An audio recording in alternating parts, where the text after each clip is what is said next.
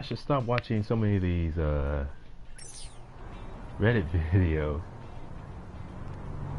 Well, I told myself that plenty of times before. They're definitely one of the most entertaining that I keep consistently finding. Like this one. Wife had an affair, stole money from our family, and planned to ruin me until she died in a car accident. And by all means, like, I'm not one to say I hope for someone's death, but that to me just sounds like the Lord simply doing his work by not letting a wicked person get their way. I'll never get people like that. You cheat on someone but somehow play the victim, or somehow you get angry when the person that you cheated on wants to divorce you. That's like if you went up to, maybe not as bad, but still like going up to someone and slapping them and then get mad when they want to retaliate. Like, where's the logic in that?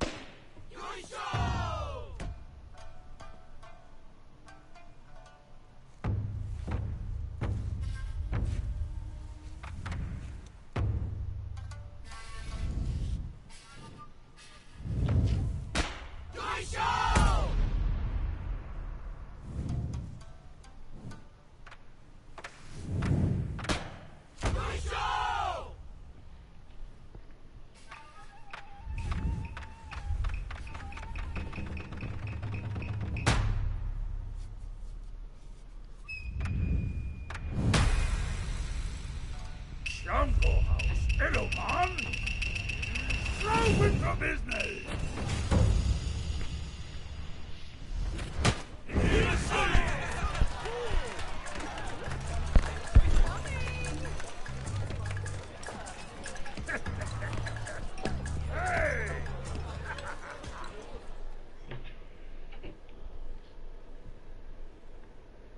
It's kind of funny how when people found out that the E stood for Edmund, as in Edmund Honda, and there was people some fans who were, I won't say making a huge big deal about it, but were just acting so surprised and confused.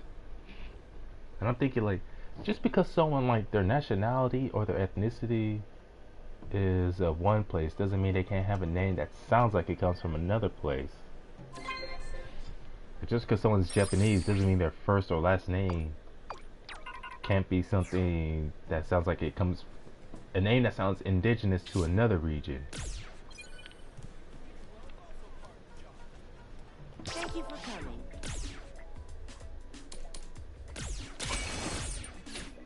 Thank you. No, you can't be king!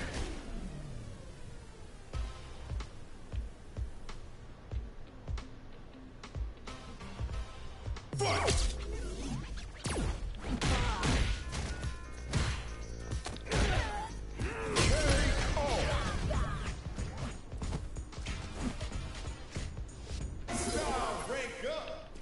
Sweet, now I can get Ken's level 2.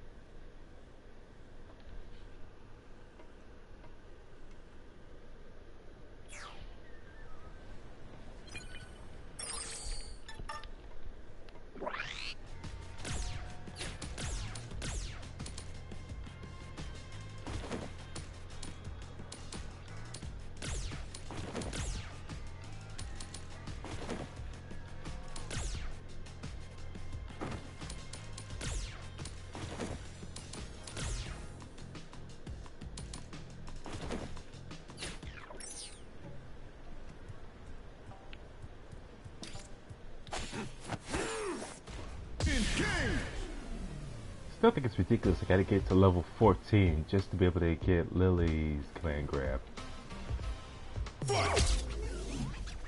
Giving up all.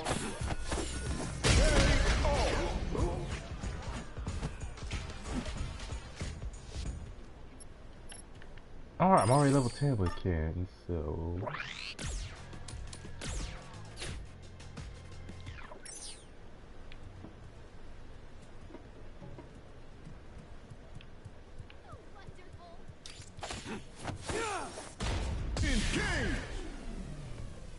You know, all those Reddit videos I keep watching, especially the ones where it involve someone cheating on another person,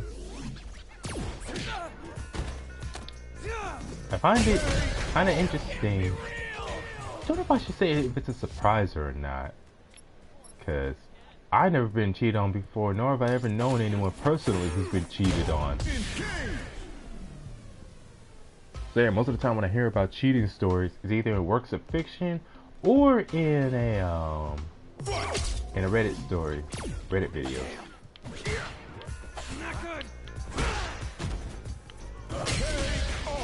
But anyways, a majority of those cheating stories I hear about, how majority of them tend to be the woman cheating, and how often when the woman cheats and the man decides, well, there has been a few where the man decides to forgive her and continue the relationship, like an idiot. And people make it very clear how idiotic the guy is for taking her back, or not choosing to divorce her if they're already married. But there's definitely the ones where the woman cheats, the man decides he's gonna break up with her or divorce her, and yet somehow people keep trying to make the man seem like the bad guy for a way to end a relationship, where they'll say, wait, you're just throwing away the entire relationship over that? And it's like, yes, because you can't say you love someone or you want to be with them if you cheat on them. And people will say it was a mistake. There was one woman who went and blamed it on being possessed by a demon. And it's like, yes, demons, Satan, they will go out of the way to tempt you into sin. But I never heard of anyone cheating because they were possessed.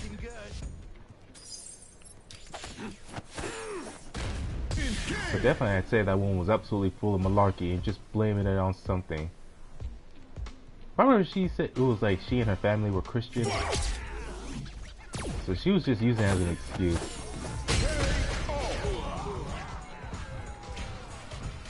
And there's some where they believe they have power in a relationship and they don't want to give up that power.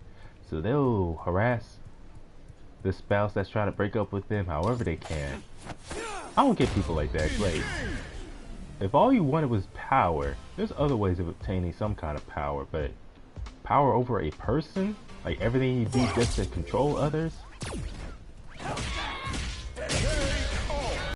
That can be very dangerous, not just to other people, but especially to themselves. They don't realize how much self-sabotaging they're doing. What's up? Like one of my former co-workers, See ya. one of them more prominently, the other one, I don't know if it was him trying to be a leader, trying to sabotage, but he has something going on. But anyways, wait a minute, nope. You're the kind of person who's always looking for an opportunity to get buff.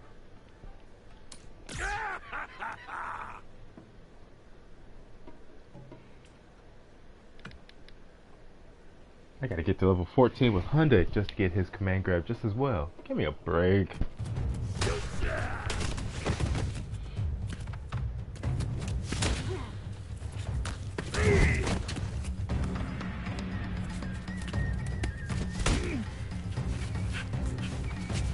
I said it before how this is like straight out of Baki.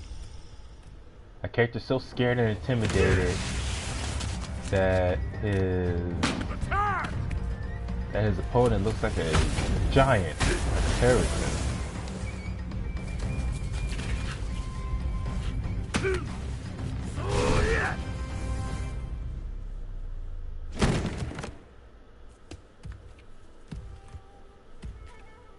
What's wrong? That all you got?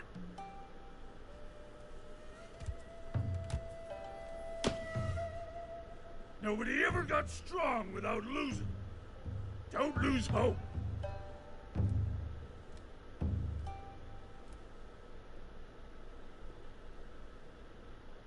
Man, what if I'll ever find a video game, any kind of fighting game that has a sumo wrestler who is a dedicated grappler,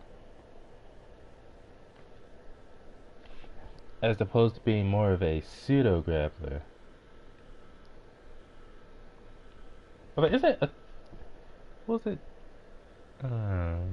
Take Arashi? Is that his name? The sumo wrestler from the Virtual Fighter games.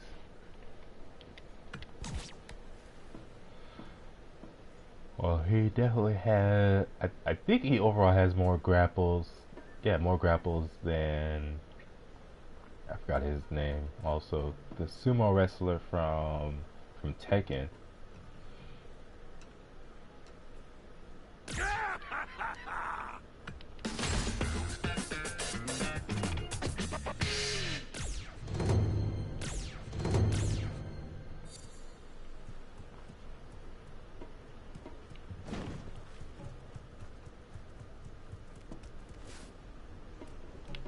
Thank you for coming.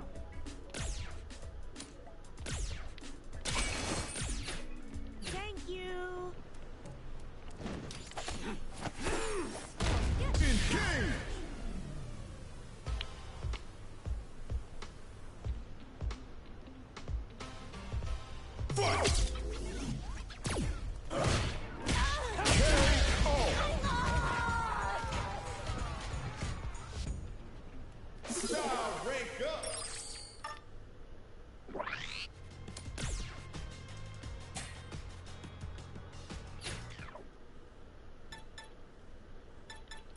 Wait, how many skill points do I have?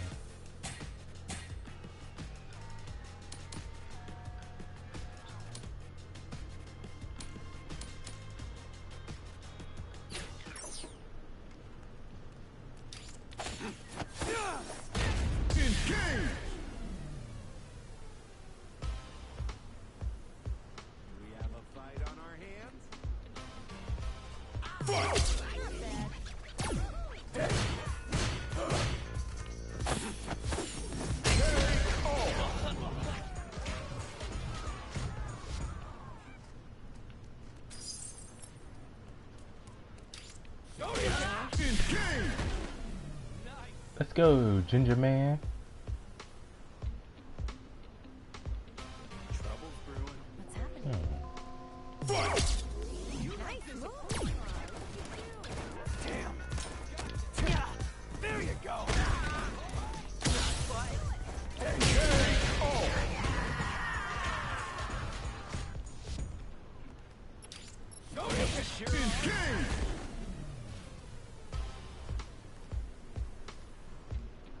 always a small boost when it comes to style or EXP games. There it is. How's that? Yeah.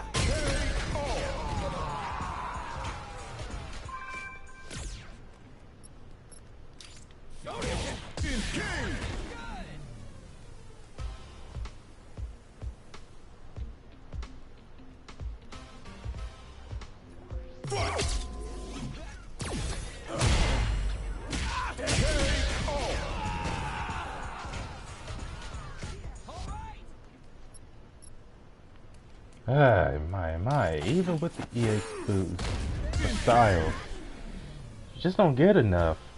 Gotta find opponents level 20 or above.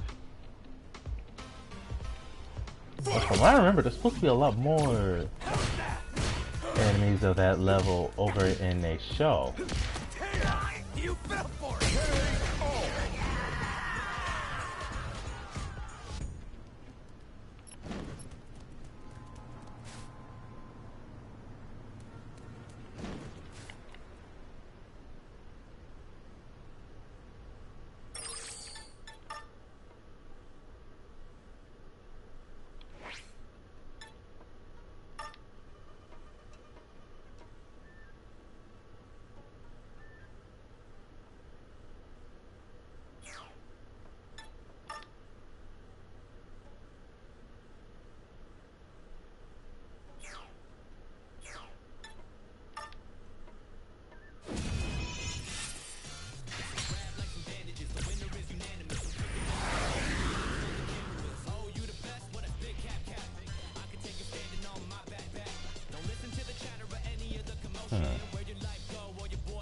I was talking earlier about, oh yeah, well, first thing I was talking about was those Reddit stories.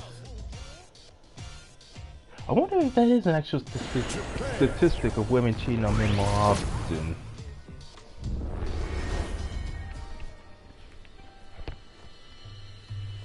I remember growing up, most stories I heard was mostly of men cheating.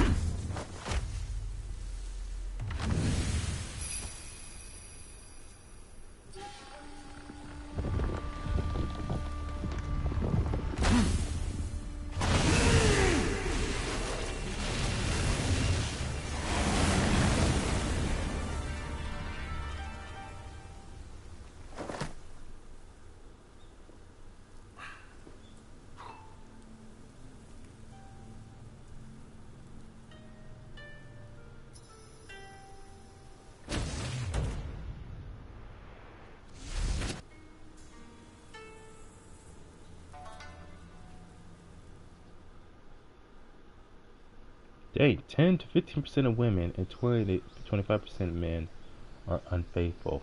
Hot dang. Ain't that unfortunate?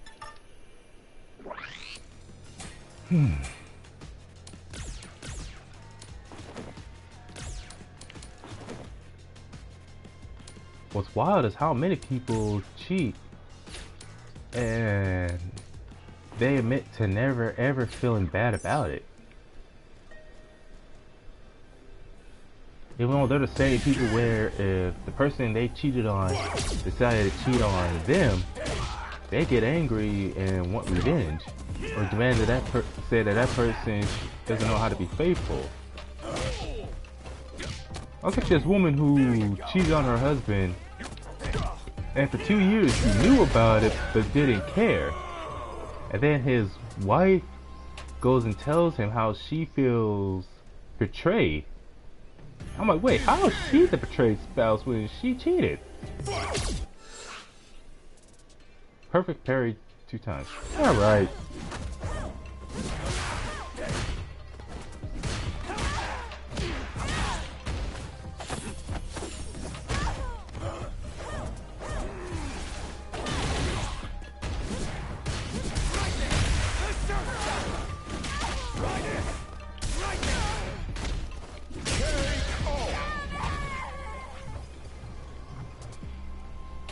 Yeah, infidelity, adultery, it is wild like that. What can I get for you?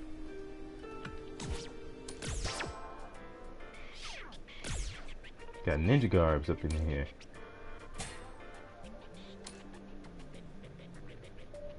Probably using mask. This, yeah, Tengu mask. Use that if you want to try to recreate Mr. Karate from King of Fighters. What's crazy is that Mr. Karate is simply just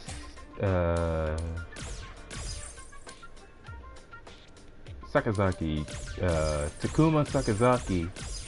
It's just him going full power, holding absolutely nothing back. It's like with Akuma, only Takuma doesn't have some demonic or evil energy flowing through him, like say, like Akuma does with the Satsui no Hado.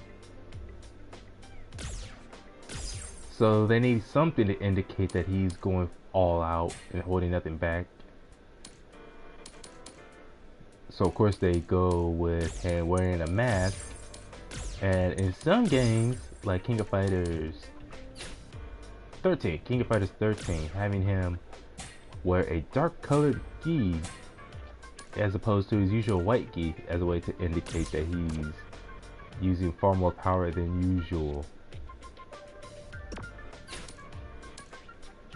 Remember, some people mentioned how awesome that is for him, because in King of Fighters, which one? King of Fighters. No. SVC Chaos. Please come again. In that game, Akuma has immense amounts of respect for Takuma, saying that Takuma is one of the few people who Akuma knows he can go all out against and be able to fight.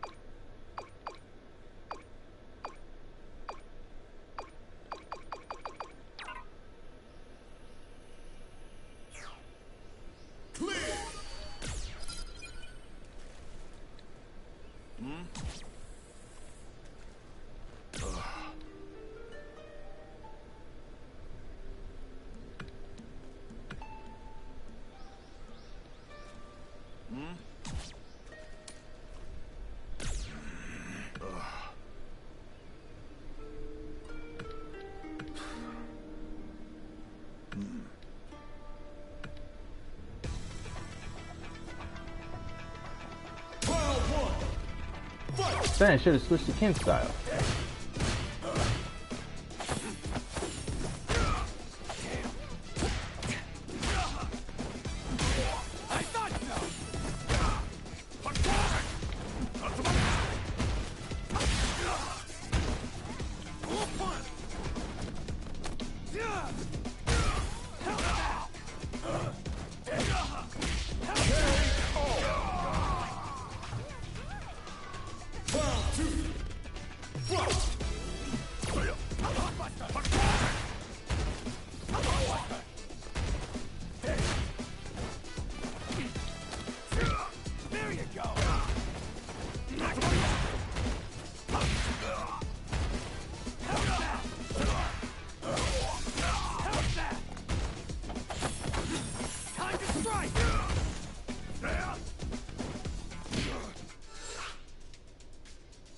Cancel out this opponent's projectile 2 times. I should have.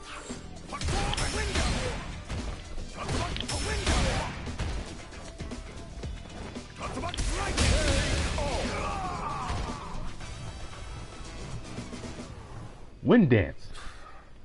I know. Ah, right.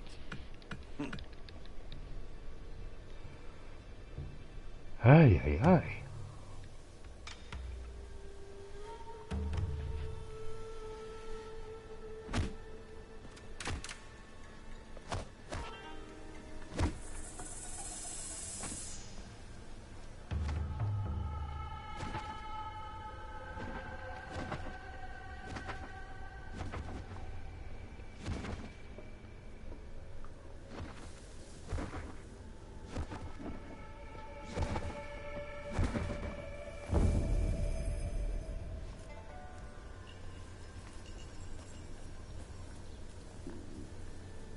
Spinning round kick. a reverse round kick, whatever. It was very cool. And it was one of those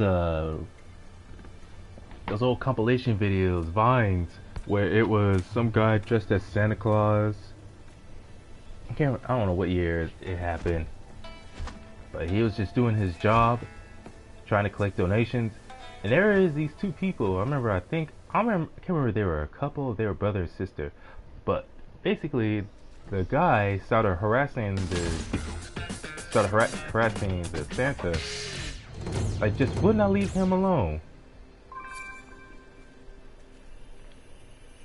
And no surprise, like the Santa just kept on trying to shoo him away, but he was just so persistent on harassing the guy like an idiot. Of course, he did get what he deserved, though, when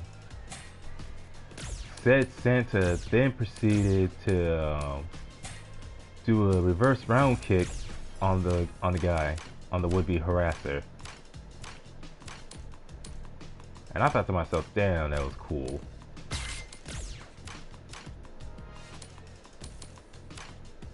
I definitely don't feel one bit sorry for the dude. Like, that's what you get messing with someone who hasn't done a dang thing to you, who's just trying to do their job.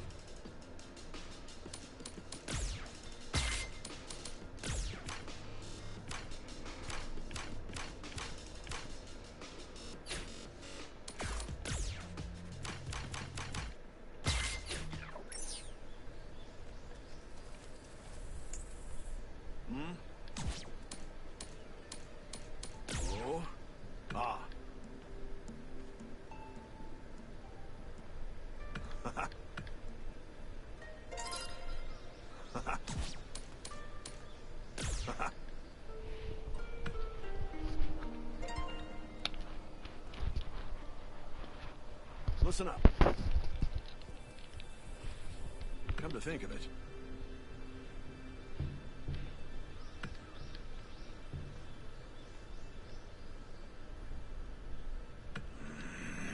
that was the hardest I ever struggled to finish a meal before or since. But never have I tasted anything like what he said. He was a genuine article deserving the title, The Hurricane of the Gulf of Mexico. by the way.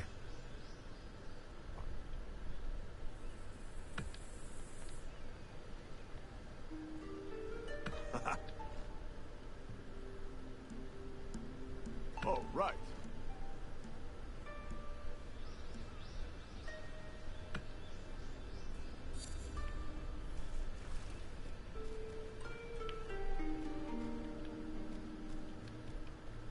Oh, yeah.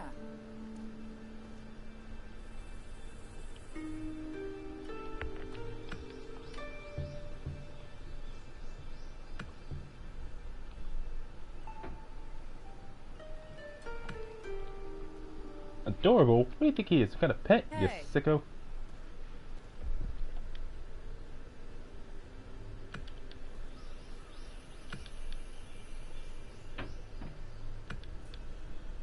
Says she doesn't know much about the world of martial arts, yet she uses Taekwondo.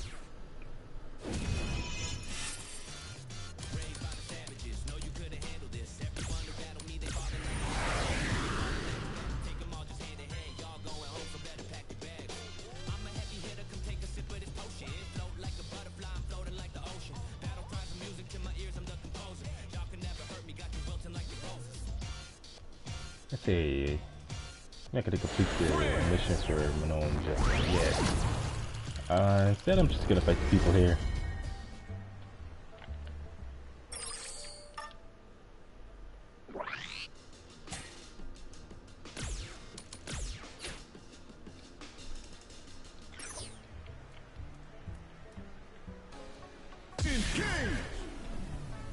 Let's go, ballet boy.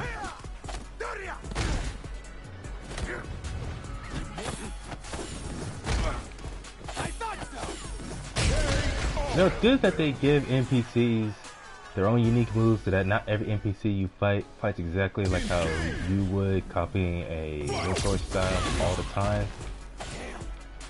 But just the sheer number of cool moves they have, especially the grapples, that you unfortunately do not get any access to. It's unfortunate, but maybe future DLC. That's a big if, big ask if you ask me. So what are the odds that they'll do that?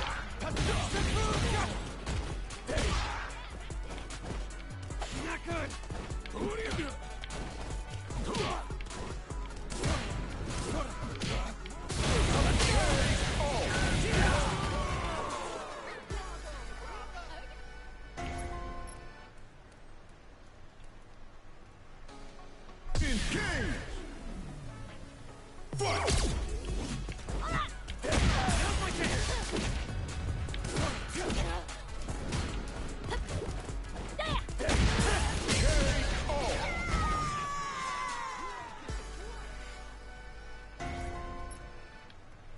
Can I help you?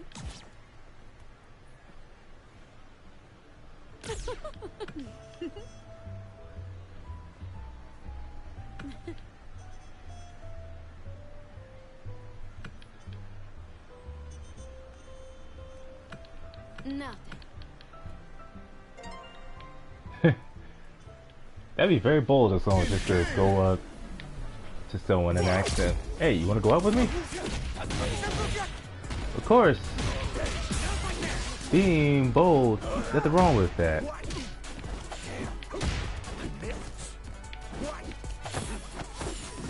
What I don't get is people who say they want someone to be straightforward. Well, what's more straightforward than going up to someone asking them, "Hey, you want to go out with me?" And the other person simply responds, "No." No or yes. And some people will get mad saying you gotta be a little more tact than that, or you gotta be a little bit more sensitive. Take care. And I'm thinking, but wait, don't people say they want honesty and want someone to just be, and are we constantly telling people don't beat around the bush and be straightforward? So how are you gonna get mad at someone when someone asks them a question like, "You wanna go out?" and they say yes or no?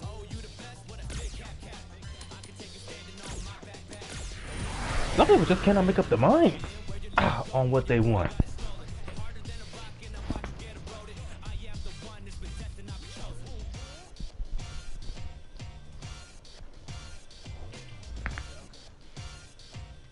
Heck, I remember I had one dude try to get on my case when I was being straightforward, when literally all I did was tell another guy that his breast stunk, because I was sitting next to the guy. And I just said it like it was. Because the guy was talking to me and I wasn't like mad or anything. I didn't even say it in a surprising tone. I just said it in a very straightforward tone. Your breath stinks. And he was okay with that. He just said, "Yeah, I had a Monster Energy drink earlier." Which to me is no surprise.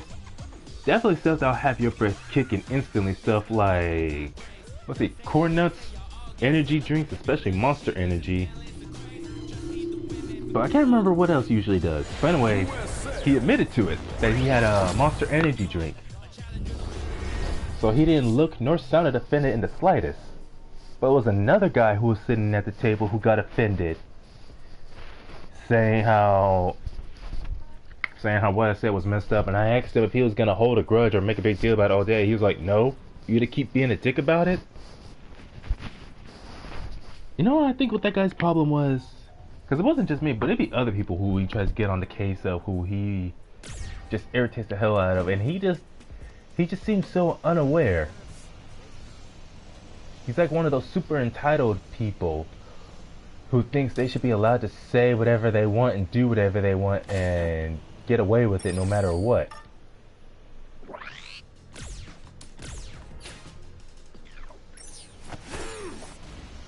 And I'm thinking, man, this guy must have been coddled a whole lot when he was growing up. Did not get that ass whooping enough times when he was younger. And as painful as it was, I had my ass whooped plenty of times growing up. Belt whoopings from my mom. And plenty of kids who I went to school with who beat the tar out of me. Maybe not to like a bloody pulp where I need to go to the hospital, or I end up in a wheelchair or something like that. But just enough to where it hurts. And that's why even at a very young age, even when I was in elementary school, when I had people tell me how because of my height I should be whooping ass left and right. Hey, that kind of rhymes, right? Or height, right? Anyways, Uh, anyways, how I tell people that height and size doesn't prove the strength. That's what I used to say. And that's still true even now. That no matter how tall you are, how big you are, you can still lose to someone smaller or shorter than you. Like, yeah, size and height gives you an advantage. It gives you the strength and reach advantage. But of course, ultimately, an advantage is only an advantage if you have the skill to use it. Because if you have no skill whatsoever, someone could turn your advantage into a disadvantage. Like, yeah, you have times where someone who's supposed to be the most skilled fighter does lose to someone who's bigger and stronger, but not always. And I don't want to take that chance. That's why I train. That's why I do martial arts. Well, that, and also I do martial arts because I really enjoy it. Which is why hopefully this summer I'll be able to get back into it full time. Knowing that my job affords me a lot of free time.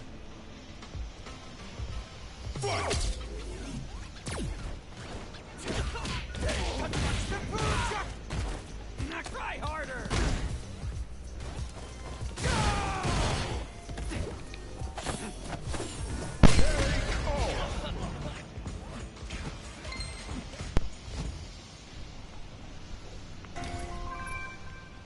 Hey, here's something about what the Bible says on adultery.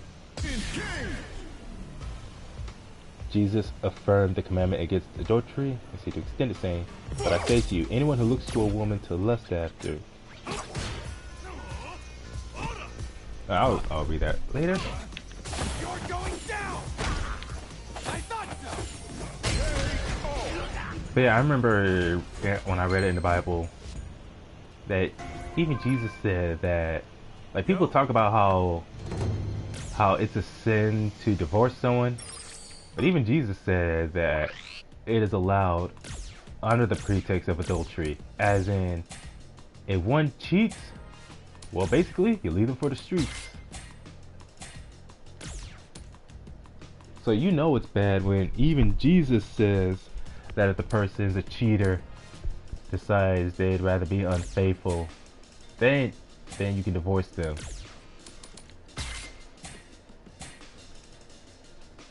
But you always have those idiots who try to justify it. I'm thinking, man, like, that's how you know someone has to be sick in the head when they cheat. Well, first of all, they're already sick in the head to go as far as to commit adultery like that in the first place. But you know there is especially something wrong with them where even though they cheat, they really go out of the way to make their partner feel like the villain somehow for not wanting anything to do with them.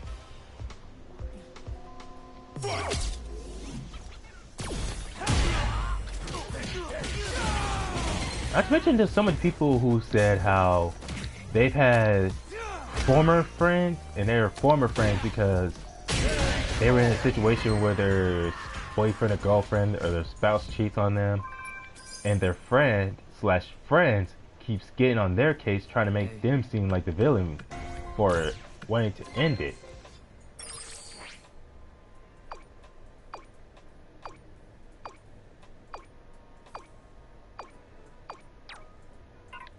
Pro tip, don't get caught.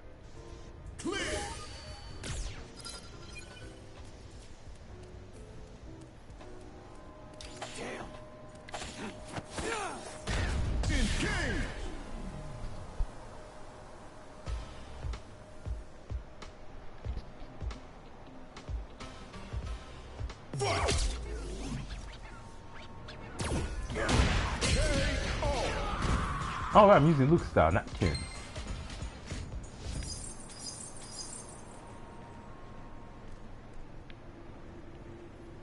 Welcome. Thank you. Welcome. Man, between pizza and some burger and fries, both sound so good right now. Ready, get set, Especially freshly made pizza, where the cheese is very fresh, like just freshly melted.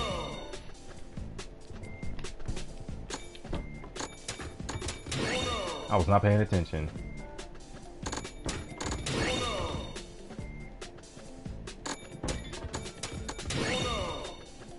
What are some of these combinations?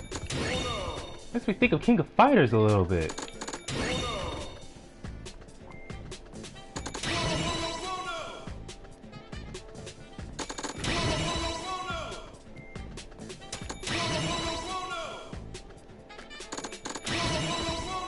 Special menu.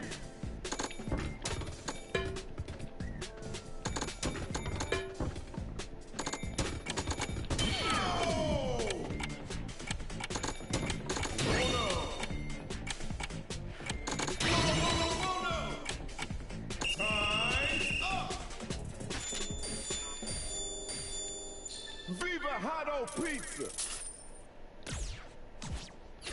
Man, imagine if it was that simple, where you didn't have like a full-time or even part-time job, but there's a place that volunteers help and will pay you, and so that's all you need to do. Just go to these people and say, hey, I want to work for the day, and they let you work and they pay you for the job. They're just being able to do odd jobs every now and then when you need money. Especially great if you were still living on the road.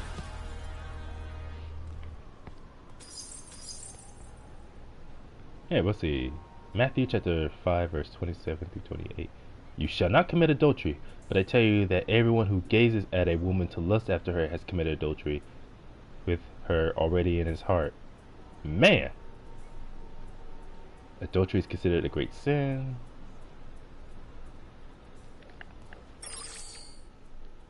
The basis for punishment of stoning specifically for adultery is clearly provided in Leviticus, which reads, if a man commits adultery with another man's wife, even with the wife of his neighbor, both the adulterer and adulteress must be put to death.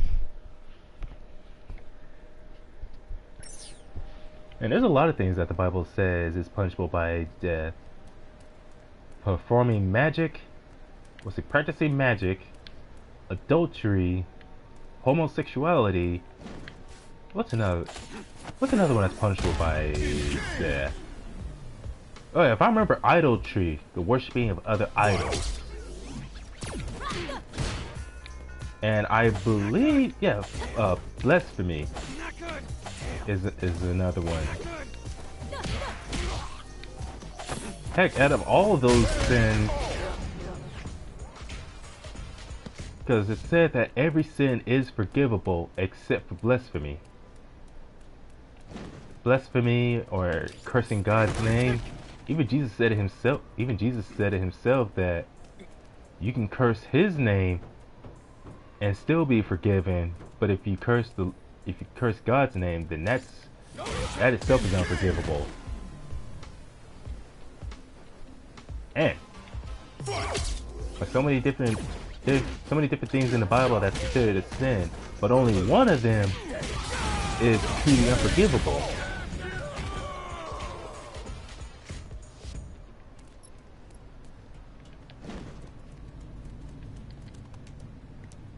Like, people talk about God in the Bible being super strict, which is like, He is for a good reason, but not unreasonable. I mean, knowing that there's only one sin that involves directly insulting Him being unforgivable. Seriously, what's going on with the render in this game lately? It's taking longer for things to render than they used to.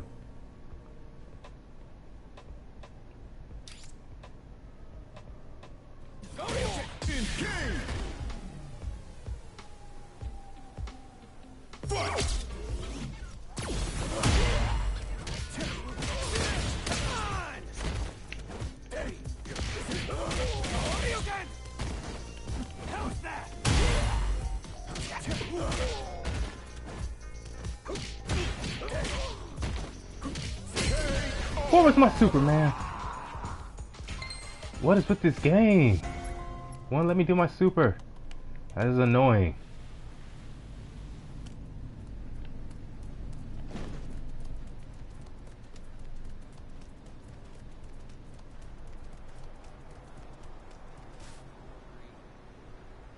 What can I get you? Hey, what new items you got, man?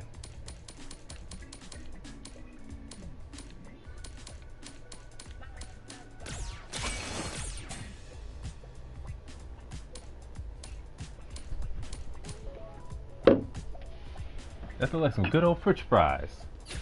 Thanks for stopping by. The French fries. Man, I can go for some fries right now. I gotta save up my money.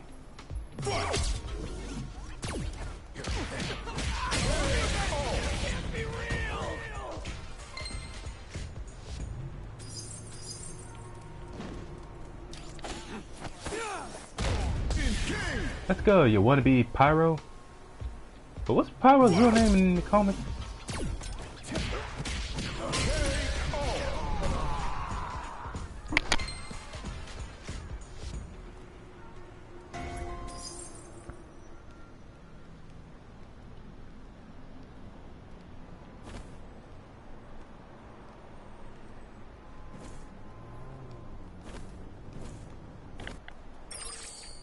Let's see.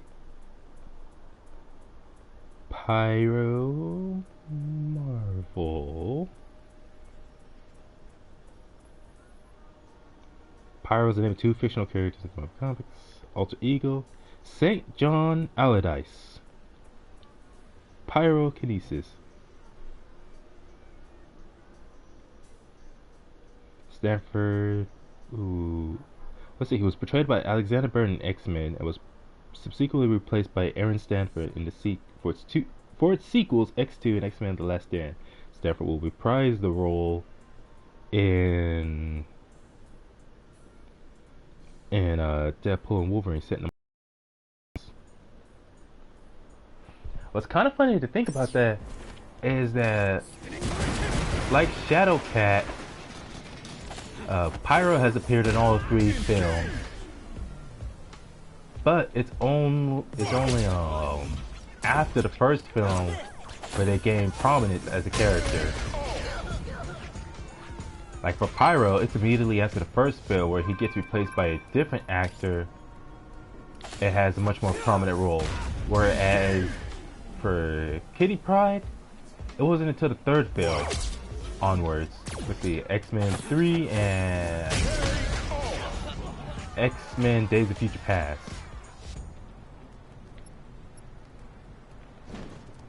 Indeed.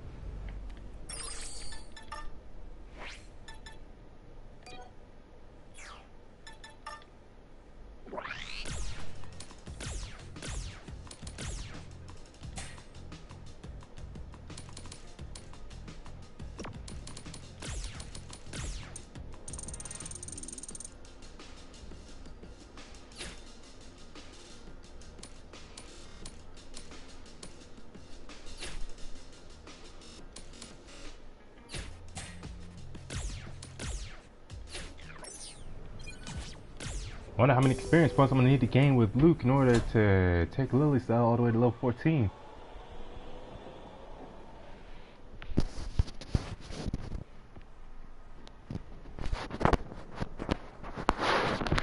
Next stop is Urban Park Station.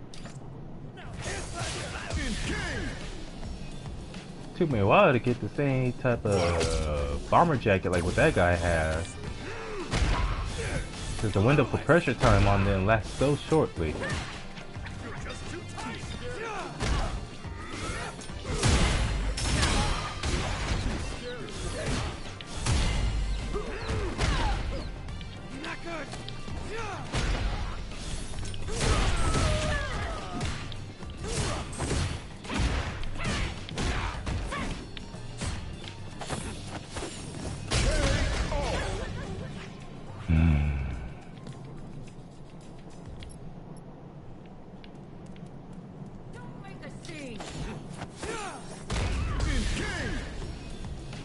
I understand the whole point of Manon having ballet mixed heavily with her judo. is to have a dedicated judoka whose style is extremely unique, so as not to be the same as, not the same plane or the same as someone from some other fighting game series. I like those people whose fighting style is a lot more straightforward and not as weird looking, with the only difference being just that it's just your typical martial arts being performed by someone who's simply superhuman. Like the more regular, straightforward techniques that actually exist in real life, like in Baki the Grappler, just being done by someone who just happens to be superhuman, which is everyone in Baki the Grappler, even the fodder tier characters, even they are, by real world standards, very much superhuman. Oh, I need to get some shoes on. This is a subway. This is a subway train. There is no way you want to be wanting to be walking around in that without any kind of clothing on. Or yeah, obviously, but I meant to say footwear.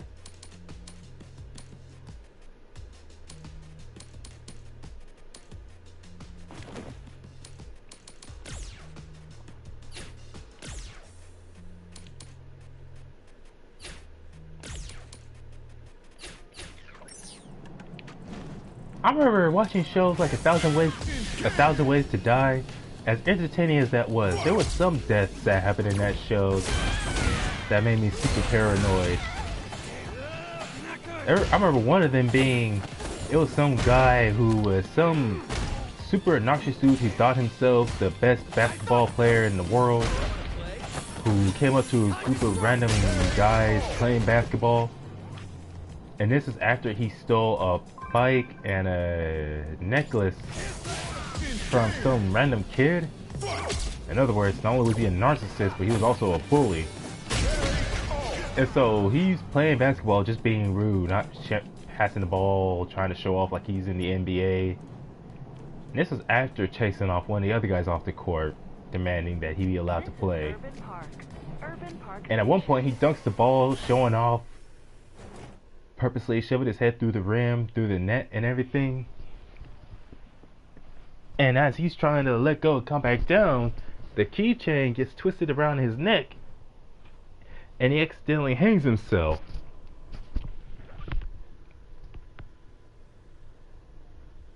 There was a couple funny ones in which, like, someone dies and the person who sees them die is happy about it. The first one I saw was a woman who owed a lot of money to some guy, some fat dude who was just like rude and obnoxious and having her clean up around his house, standing like a slave, and he was purposely making it difficult and miserable by purposely making messes every now and then for her to clean up. So at one point what he didn't realize was that there was some oil from his motorcycle that somehow got inside his house that she had cleaned up, but rather than dumping it correctly, she poured it into the toilet in his bathroom. So while he's in the bathroom, what was that? I think having a bowel movement, and he had a cigarette.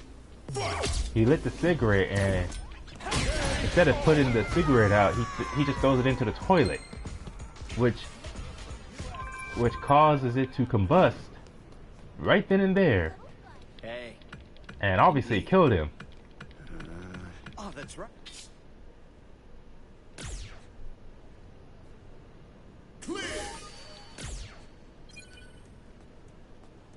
Not to mention also how when he did that, the girl who owed him money that he forced to work for her, cleaning up his house, she saw what happened and she just smiled. She just smiled now that she was free from him, especially knowing she wouldn't get in trouble for it because it was an accident, so she wouldn't have to face no jail time. The second one, the one I find funnier, was it was a married couple, and the man, he was just trying to do chores around the house, but his wife, I don't know what it was, but something caused his wife to become super obnoxious, demeaning, demanding, constantly treating like everything he did was not good enough, that he needs to do his chores around the house better. Basically, trying to behave more like his controlling mother rather than a wife. And so what she was doing was, it was out in the front lawn, they was mowing the lawn, but the mower they had, I can't remember if the mower itself was an electric mower and that had a long cable, or they just had some other ornaments on there. Well, anyways,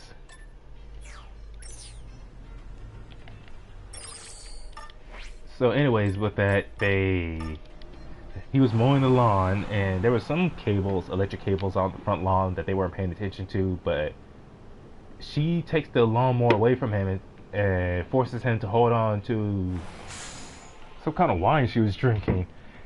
And she was saying, "You're doing it wrong. Watch me. Watch how I do it." And as she's going through the lawn, mowing it, while shouting at him how to properly mow the lawn, she hits an electric wire, which electrocutes her to death.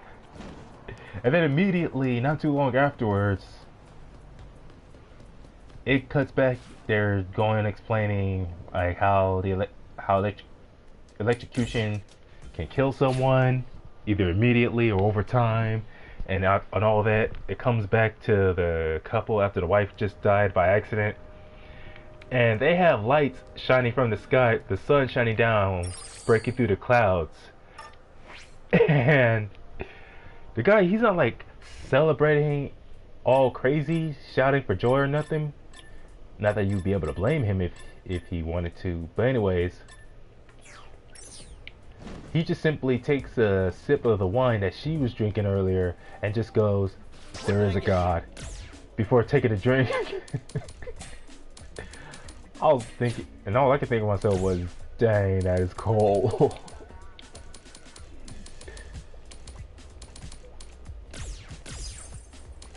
Like, I'm not one to encourage death or encourage someone to commit murder to get away from someone. Thanks for stopping by. But unfortunately, you do have some people who are just that obnoxious to where part of you wonders, like, man, how much longer do I have to put up with this person? Please, God, do something to get me as far away from that person. Yeah, you better run, man. I remember for me, it was 3 guys who I had to work with back in Ukiah. Like, man, did they make the workplace environment so unnecessarily toxic and hostile.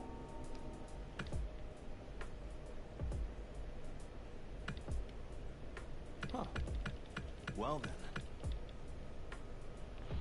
But anyways, those 3 guys, and it's like there was days where it wasn't just me, but it was like at least one other guy who they would continuously harass and try to start stuff with. Mostly in, but sometimes outside the workplace, because we lived on a campus. So we lived in close proximity of each other.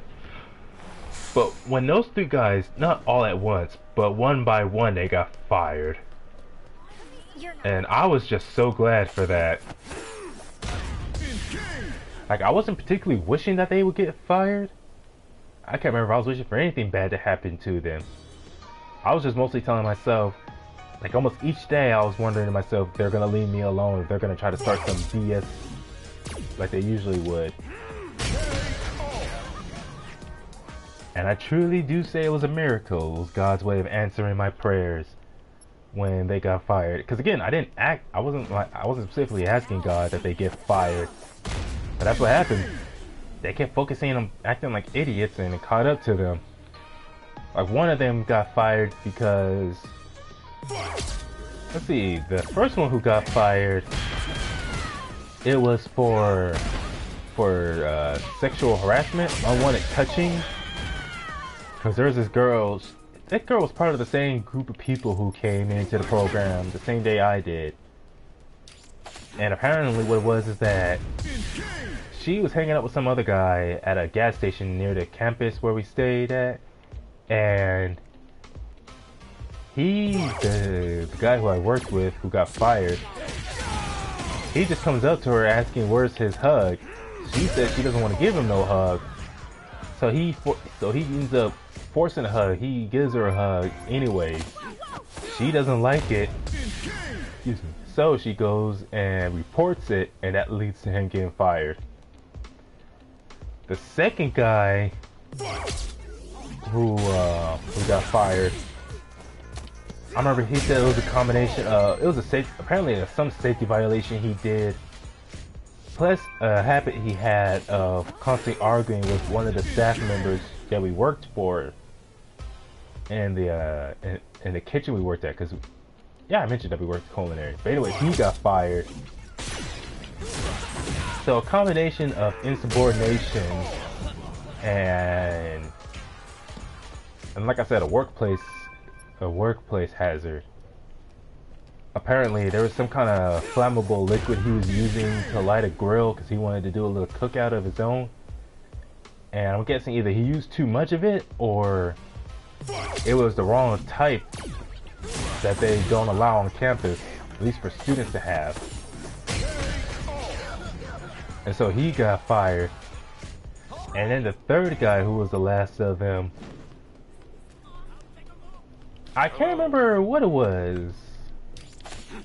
One told me that it was he saw a woman in one of the female dorms. He saw a woman getting chastised by one of the staff who worked on the center, one of the security staff. And apparently he barged in there instead of minding his own business and was berating that staff member for getting on the woman's case.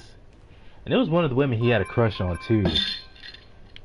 And I'm thinking, man, if that's the case, then dang, that's just him being a simp then. That's just sad, like getting yourself fired or putting yourself in a compromising position because you wanted to be a simp. That's not a good look. It doesn't help too that the last dude, he was the type who wanted to always look and sound tough. And I've had others tell me how completely contradictory and hypocritical his statements were of supposedly being this supposed badass gang member from, what was it? From another state, I think it was. Was it another state or just another city in general? But anyways, talking about like he would act like he was a former gang member, and well, I don't want to get into too many details, but ultimately he was just one of those people who just, again, he just wanted to be seen and heard. That's part of why he had no problem starting stuff with me.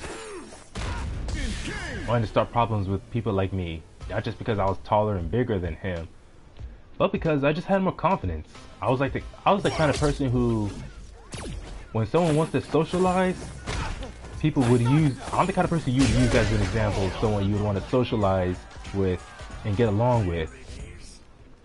He's the kind who would be used as an example of how not to behave, how not to act when you want to socialize with someone. That's how bad it was for him.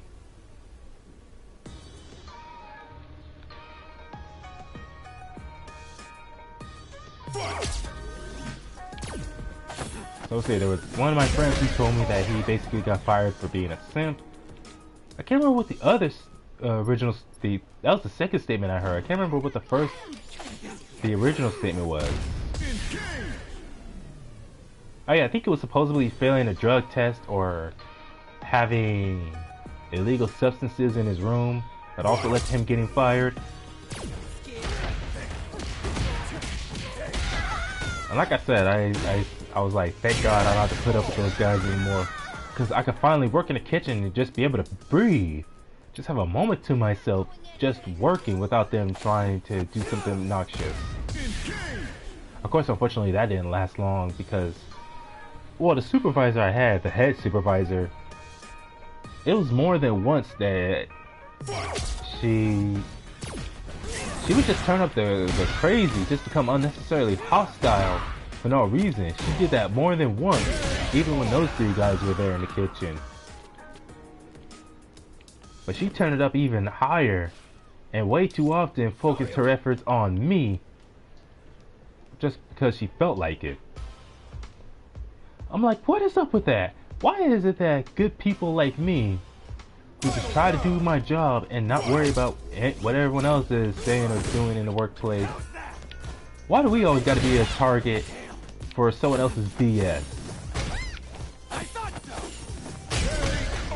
And what's funny is how she talked about favoritism, saying that she does show favorites, but she shows favoritism towards people who come into work and just do that. They come in and do their job and do it as they're supposed to.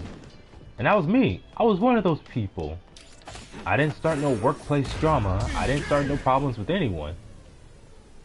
But for some dumb reason, when it came to people working in the kitchen, she would show favoritism to others while still treating me like a typical low-level employee. Especially one girl who came in and she showed favoritism towards her, despite me having a much stronger work ethic than that other girl. I don't even know what that was about initially, but then I started thinking like, yeah, definitely there was a matter of sexism and racism going on there. Like the girl she showed favoritism towards was a white female. She was a white female. And it wasn't even just that, but there was a lot of other opinions and ideas that they shared in common as well. So that's why I used to say that the woman that our boss showed favoritism towards was just basically a white skinny version of our boss. Basically the kind to act like they are very understanding, very caring of others, but so quick to get on your case over the dumbest things. And just be upset when things don't go exactly 100% their way. This way.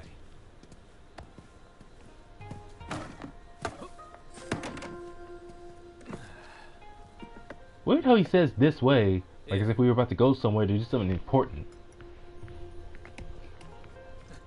Congrats. From now on, you can tell people you are a student of the great Jamie Show. Once you knock that back and make it official anyway. Nice view of the moon though. Just relax. It's not booze. Trust me and take a swig. It's a family-made herbal drink that really boosts your energy. Like orange juice?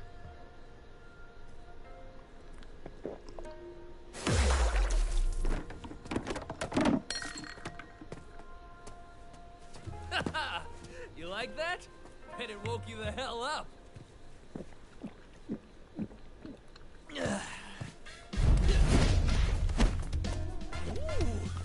That's it. Just remember one thing.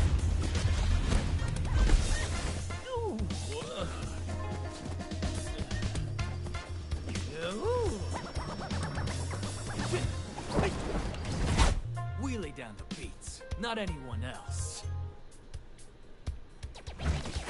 Kinda like Manon, combining a martial art with dance-like movement. Of course, I do Kung Fu, but I do mainly Tiger Kung Fu. I don't do drunken boxing. Of course, what I read about many years ago was that drunken boxing, you're not supposed to actually get drunk or inebriated in any form. You're just you just mimic the movements of a drunk person.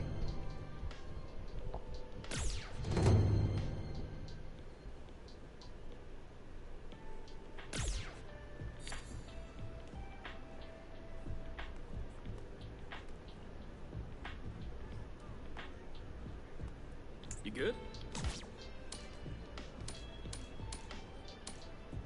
Props, yo. I see. Props, yo. Oh.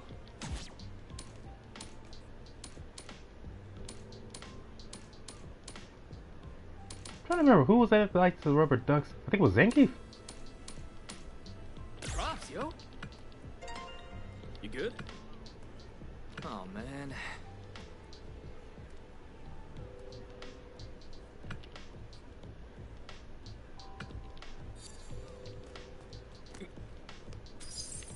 Half cooked?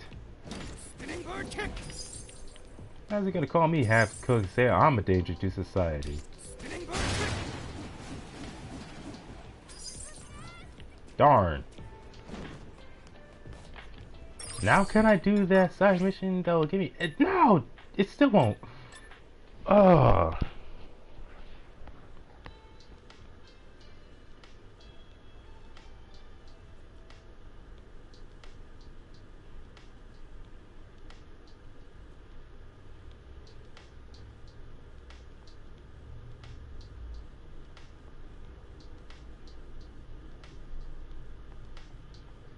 Unlocking Edited World Tour. You need to have progressed to Chapter 10? And I'm only in Chapter 8. Ah, yeah.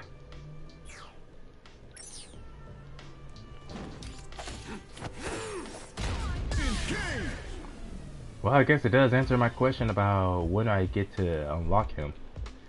Chapter 10, my goodness, man.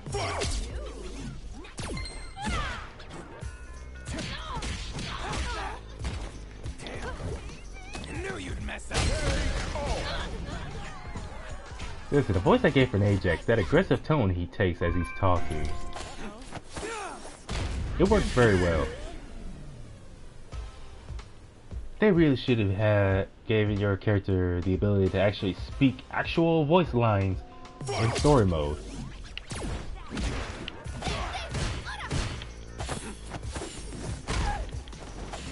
I remember when I first made Korea in this game, I gave her pink skin, and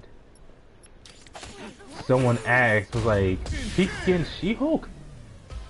And when I first created her, by the time I was done, I was like, that wasn't my initial idea, but I have a feeling that if I stream this and someone else sees it, that's what they're gonna think.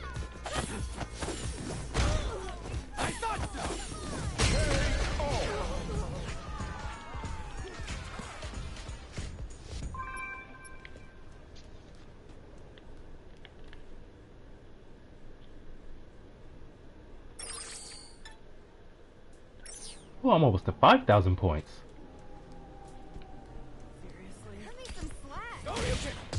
No slack for you, you slacker. Hey, is this supposed to rain today?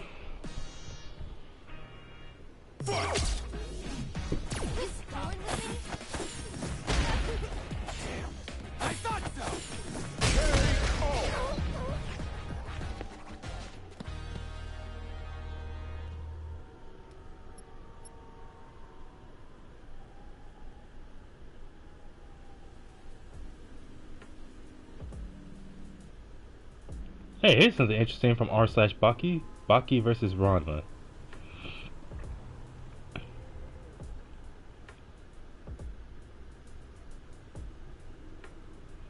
I have nothing of substance to contribute other than Ranma versus Hanma. It's a fantastic title for this battle. Either that or Hanma 1/2. The Ranma Hanma Rama Lama. What the heck? You won the internet for today. Definitely.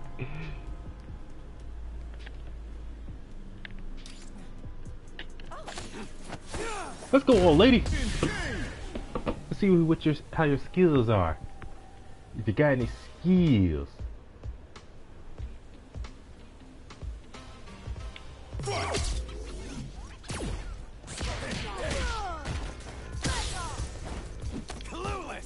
Man, a place like Metro City, no, the world of Street Fighter would be perfect for anyone who wants to live the life of a martial artist, of a fighter.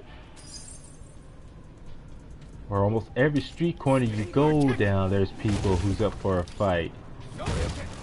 And all the convenient jobs, let's see, jobs that are hiring part-time every now and then, are, well, anyways, places that will hire you almost immediately.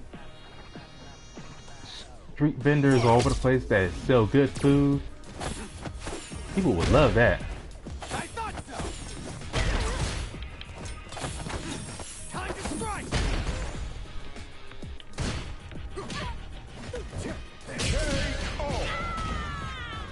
Let's see. It's less a fight and more a series of shenanigans. I can't see these two trying to kill each other, but I can see these two getting into a high IHOP parking lot brawl that gets out of hand. Ranma and Baki will be best friends before the end of the day. Proud members of the My Dad's an Asshole Club. Genma is a saint compared to Yujiro despite being a scummy asshole. Yeah, kind of a hypocritical psychopath, that one. Yeah, there's no denying that just how much of a psychopath and a jackass Yujiro is. Although Rama's father is a jackass as well, the kind of stuff he put his own son through for his own sake. So it's not until chapter 10 that I can unlock it. Oh, here we go. Sacramento weather. Let's see. Supposedly it's gonna rain somewhere around 11 p.m. See, for Tuesday it's gonna rain from somewhere around 12 a.m. until around 5 till 3, and then a little bit of rain again at 5 a.m. and then come back again at 7 and 8, probably end by 9, and then apparently be clear for the rest of the day. Well, if nothing happens, I'll be going to work tomorrow.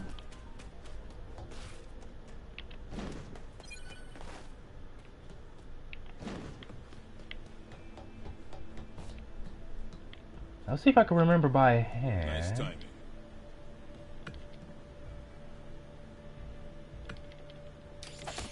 Man, I bet have people besides kids teaching me things. Let me show you.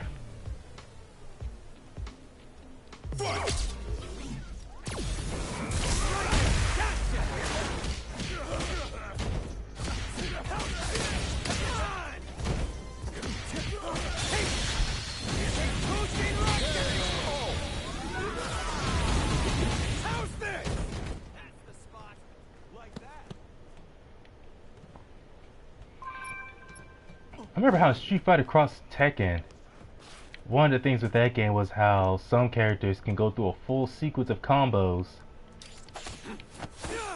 before the final hit that actually triggers a cinematic. Pretty much was like that with Street Fighter 4 as well, but here in Street Fighter 6 and almost every super art in Street Fighter 5 was like that as well, where the very first hit would automatically trigger the cinematic for whatever characters.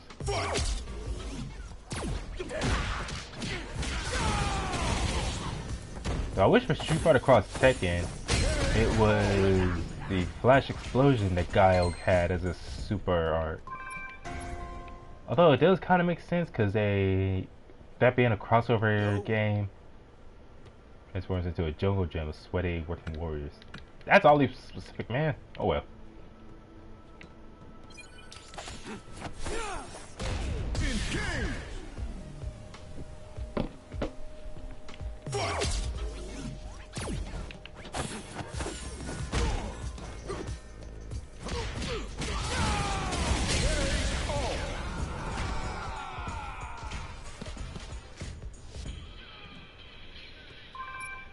Yo, street vendors, my bad vendors. Street Fighter Cross Tekken. Yeah, it was. Street Fighter Cross Tekken. Well, first of all, New Blitz, welcome back. But yeah, Street Fighter Cross Tekken had a very diverse roster, that's for sure. It's just unfortunate that the things that ruined it was, one, this DLC, basically completed characters and all that, but yet you still had to pay for them. Then there's also, let's see, SF6. There is the on this DLC and the gem system.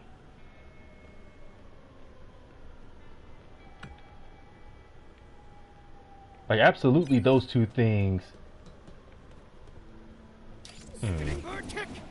I wouldn't like it didn't make the game into like the worst fighting game ever, but they did not help whatsoever.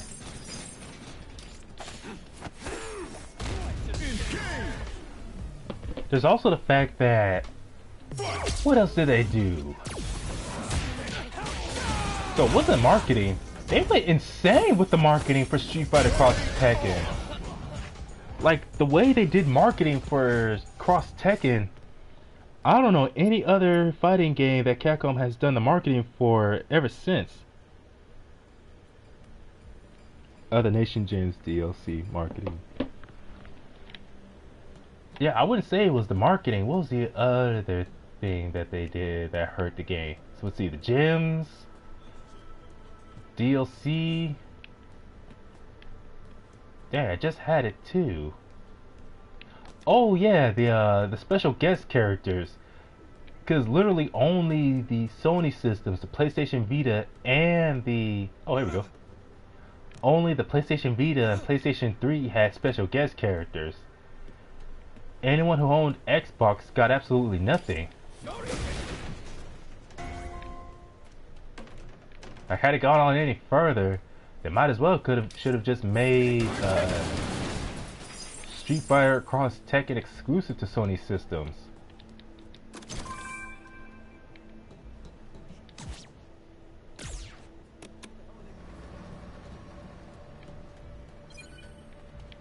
Now it's supposed to be somewhere around here in this construction site where I can find the swimsuit. Let me just look up the video for that.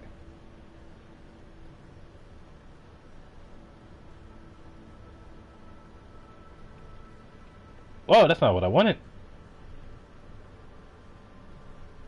Bikini set and competition swimsuit.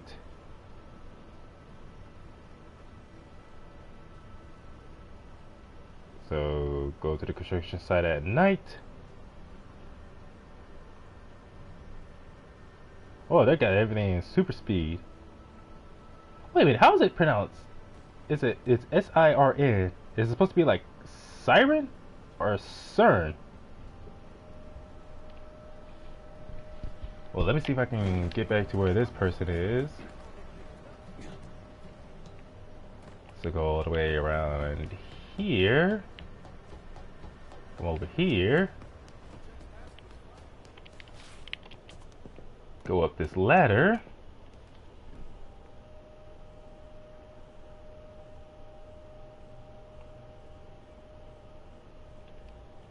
Activate this console.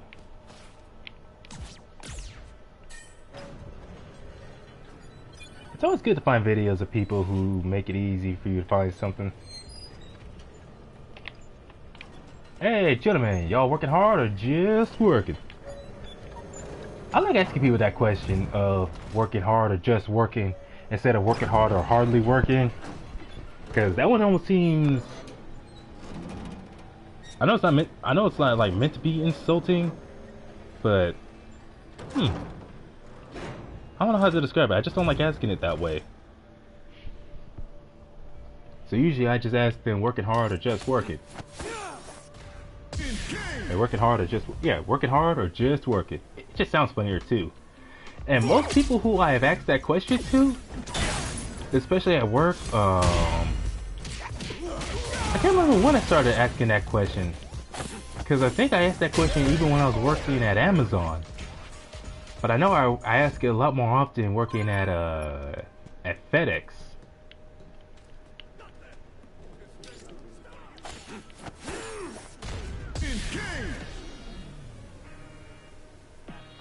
Bro, put a shirt on.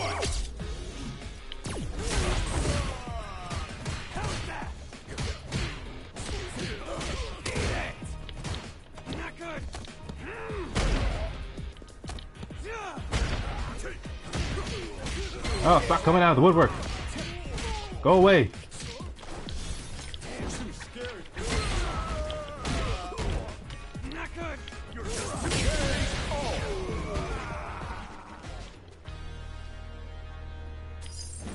There you go.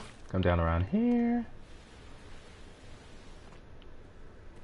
Well, I'll check out the comments as soon as I'm done here. I just need...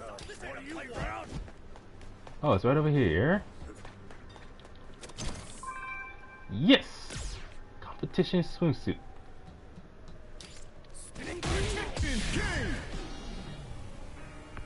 Thanks to this person for uploading the video.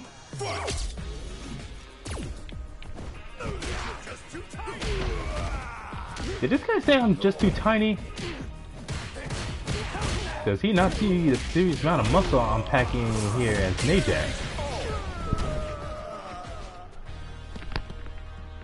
Let's see. Shame that they won't bring it back. It's like a hidden gem. Now like cross tag battle.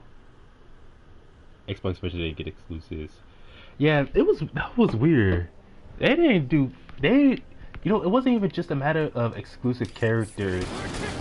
They did absolutely nothing special for the Xbox version. Like the Xbox got the bare minimum of just the game and the DLC characters. They had absolutely no special guest characters. No special guest characters like, what was it, Toro and Kuro? Those weird little cat mascots? They didn't get them, nor did they get Cole McGrath. Or McGrath.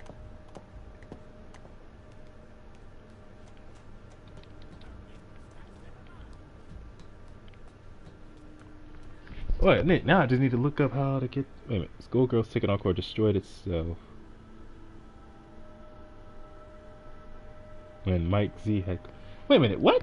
Mike Z had... Let's see...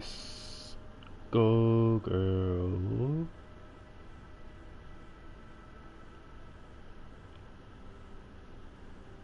Second Encore. Now if I remember, wasn't Second Encore a update, not a sequel?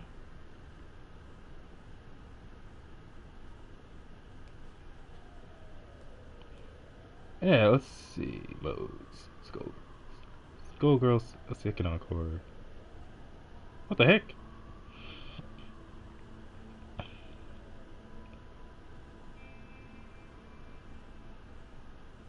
Let's see, in August 2020, Autumn Games and Hidden Variable Studios severed ties with Lab Zero Games after sexual harassment allegations were raised against lead designer and programmer Mike Zymont. Following the dissolution of Lab Zero Games, several former members founded another independent group, Future Club, which collaborated with Hidden Variable Studios on future content for Second Encore. So Second Encore wasn't like completely buried because a bunch of the former staff members came together, formed a different studio, a different game studio to make future content for Second Encore, as it says here. It's just that because of whatever stuff going on with Mike Zymont, that obviously not as many people would want to be involved. Okay, let me quickly look up Mike Zymont.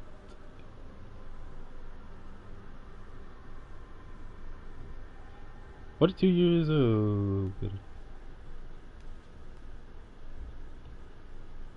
But that's a weird bit of information to be put in there. He's also on the autism spectrum. I don't know why they refer to it as a spectrum. It's weird. And that's unfortunate. That's all I did was just look up his name, and already some of the first things on the front page is about the sexual harassment allegations. That's like, who was that guy who created the Loud House? I forget his name, but from development for a married character, trying to appeal to tournament play, censorship, they changed a lot of skin shown content. It's like at that point when you if you go as far as to needing to censor characters by either altering their costumes or changing how much of their skin is usually shown, at that point you're only just hurting the game by trying to censor it so much. Anyways, I'm gonna take a quick restroom break. I'll be back in a few minutes.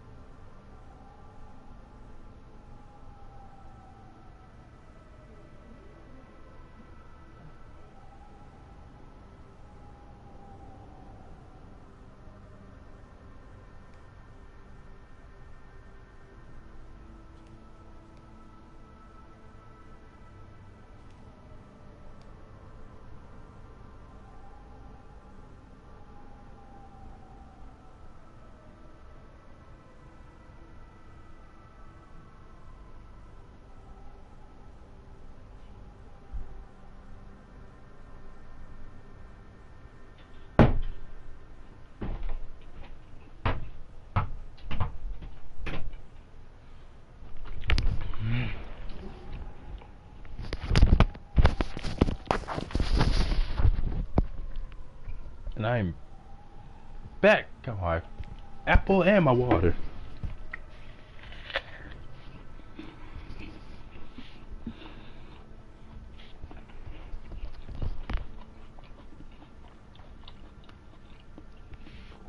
So let's see, the only way I'm gonna get the bikini top and bottoms is, let's see, the bikini bottoms I can get here in Metro City, but that's only when I run into the crows, so that's not gonna be for a while.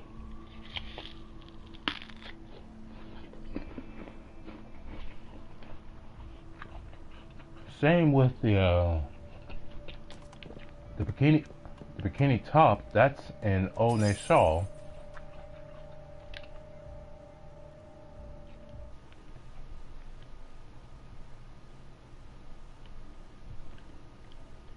What is going on with my audio?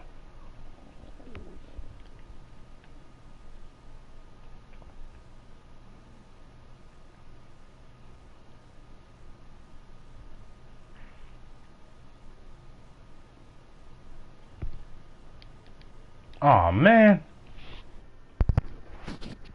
Dang, headset's acting up.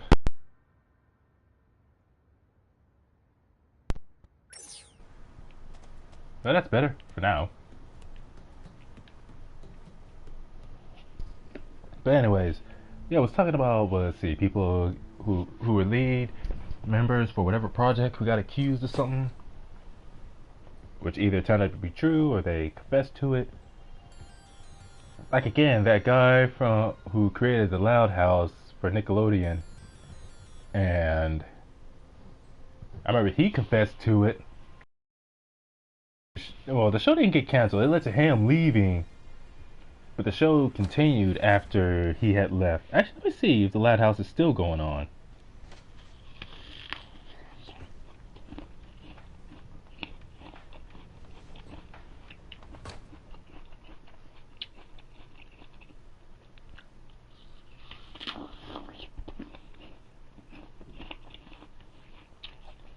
Yeah, Chris Savino. Premiered back in 2016.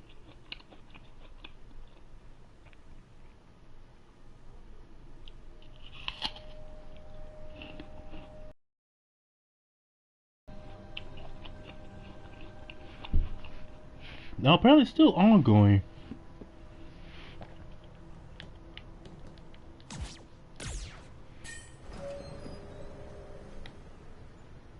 I forget, what's it supposed to activate?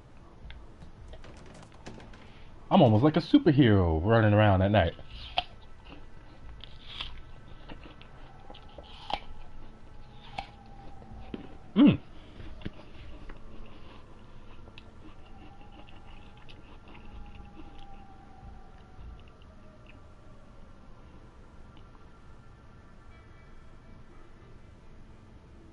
Looking back at all messages.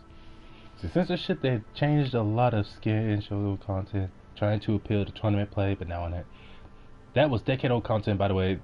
They're not even listed in any coming events for tournament plays, but EVO especially. Most changes they did in story, but Philia mostly, she now wears black underneath her skirt than it was white before. I'm pretty sure white wasn't okay in terms of all-girls school for schoolgirls. Yeah, but I guess it's just because of the fact that, like, she's a white girl, so they didn't want to take any chances of the panties almost in some animations blending in, making it look like skin. Maybe something like that. That to me is a big reach, but better safe than sorry. Like, if it's one of those things where it's literally nothing more than just a simple change in the color of a woman's panties, I ain't complaining.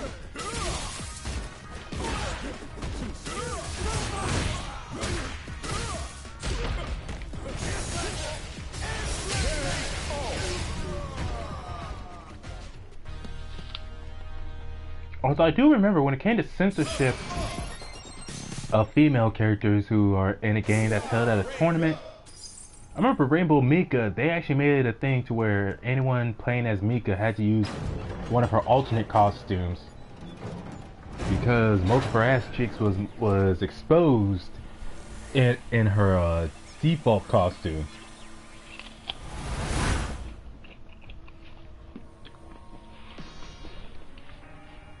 I remember so many people, especially on a website like Event Hubs, got so offended when they saw Mika's costume, saying that she was just created to appeal to underage male virgins. And others had to explain how there's women who dress in a very provocative manner like that in pro wrestling. Whether it's pro wrestling here in the United States or New Japan Pro Wrestling. Let's see, they had to appeal to tournament play now that NZ was dealt with. What else was there? Oh yeah, how New Japan Pro Wrestling, American Pro Wrestling, and just wrestling in general.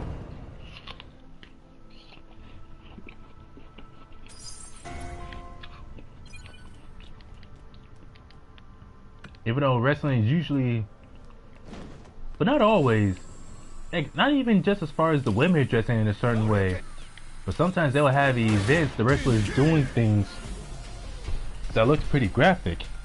Like wrestlers brutally fighting in a way where they start bleeding, beating each other senseless to the point of drawing blood. It's like, yeah, it's supposed to be fake blood, but still, if pro wrestling is supposed to be geared towards children, why would you want to show something like that then? Not to mention some of them doing other provocative things. It wasn't just women wearing very loose or revealing clothing.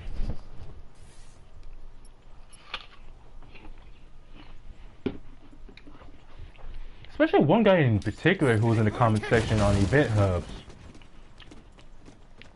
He was the one saying how Rainbow Mika was purely created only to appease to male virgins, and he just sounded so angry. I'm like, this dude must be a male feminist.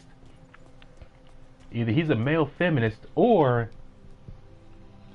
he's just an internet troll just looking to start stuff on the internet because they got nothing better to do. Like, oh, I'm gonna say a bunch of stuff purposely just to make people angry.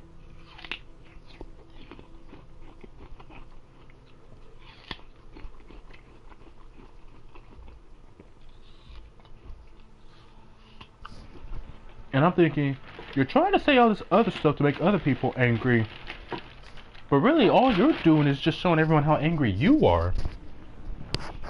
Angry in a very childish manner. And I can't take anything you say serious at that point. Like I was on YouTube, it was many years ago, some guy, all the guy was doing was just playing video games. And there was this dude with a Naruto profile pic who literally made an entire paragraph, almost 2 whole paragraphs worth, talking about how the YouTuber whose channel he was on, how the guy sucks at playing video games, his videos are whack, and everything he does is just terrible. And I'm like, that's a lot of emotion, a lot of anger for someone who supposedly doesn't like him. Like, that's how I know you're just full of... That's how I know you're full of malarkey. When you're saying all this, when, as far as you're concerned, or anyone should be concerned, it's just a random YouTuber. You don't have to be here, man. But a lot of people will say stuff like, I can watch this or do this or do that if I want to. Then you can ignore it. Like, not every bit of content is going to be made for everyone. You can't go trying to appeal to everyone. Of course, when they made Dead or Alive 6, and they stated how they were going to focus more on the gameplay, make it more tournament. Yeah, they were trying to appeal to tournament venues by making Dead or Alive 6 focus more on the gameplay rather than the sexual appeal. A lot of people got angry and called Dead or Alive 6 woke. They said it was woke and how the game was gonna be bad because of that. And yeah, the game didn't turn out too well, and they said it's gonna be probably a very, very long time before we get another DOA. But it wasn't because of no woke stuff. The gameplay just isn't as good compared to earlier DOA games. What with that weird meter system they implemented, especially that auto counter where you use half your meter to automatically counter some kind of special hold that works on just about any strike, no matter what it is.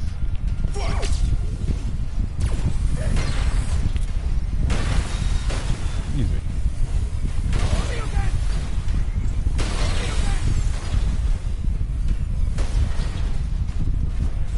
But yeah, as far as like trying to appeal to people at tournament venues,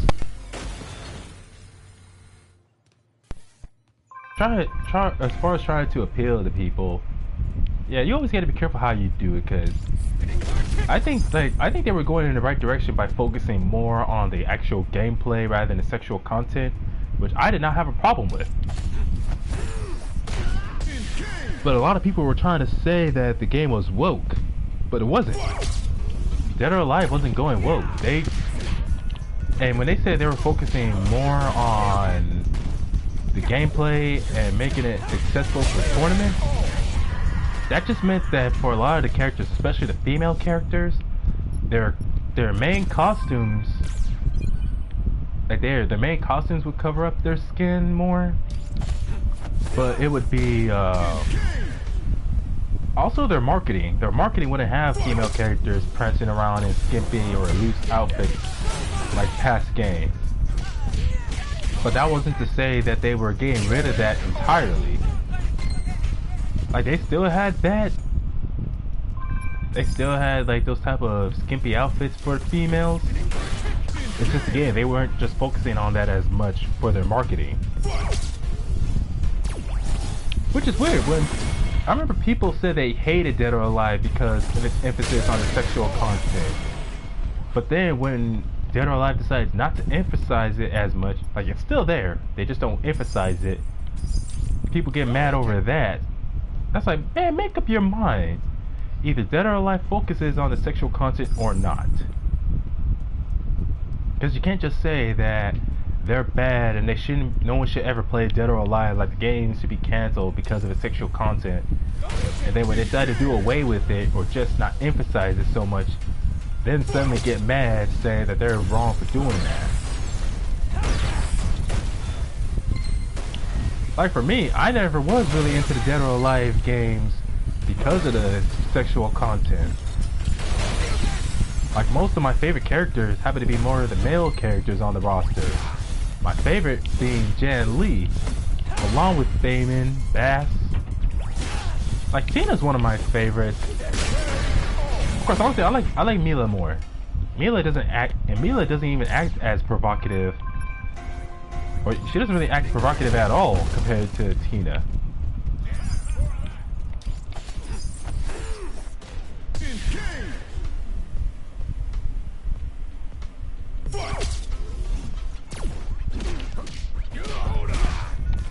Man, stop hitting me.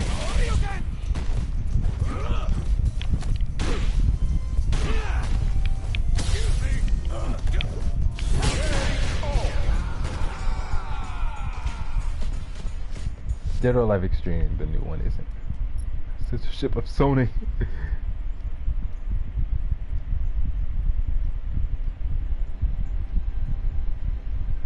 Let's see. At this moment, in most terms, if you change decade-old content with the update, most of all people didn't ask for it.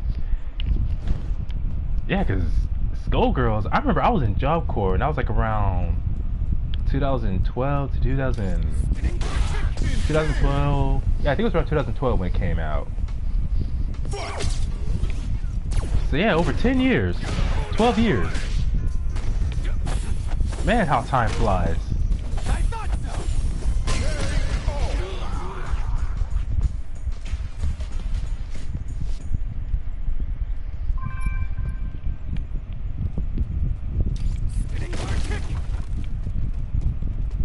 Yeah, a lot of people don't realize that the issue with Lab Zero was not the game itself, it was just Mike Z apparently doing stuff he shouldn't be doing. So it's like, if he's gone, then that's it, he's gone. You don't have to worry about him putting his hands on people inappropriately anymore.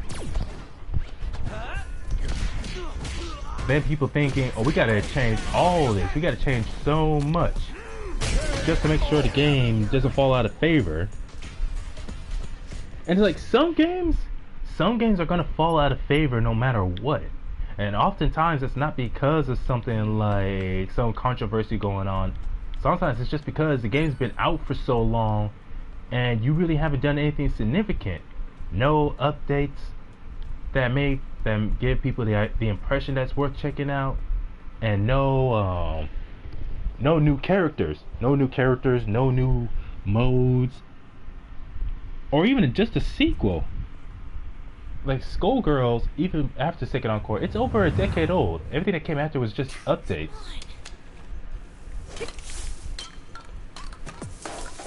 So it's like, if you want Skullgirls to survive at this point, anyways, at this point, like, people are probably just thinking, make a sequel already. Hold it. Don't touch anything here. Like with Under Night. After it took them a while, but eventually, instead of just making update after update, they finally made a sequel to Under Night.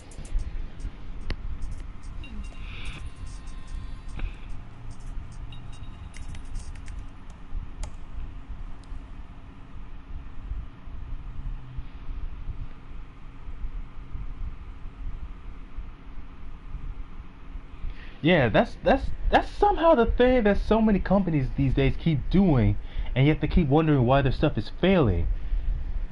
And it's true, once you try to go the woke route, you go broke. Like, it's a matter, and sometimes it really is a matter of what you go woke over or what you're trying to change. Because there is there's a limit to how much you should do as far as certain things.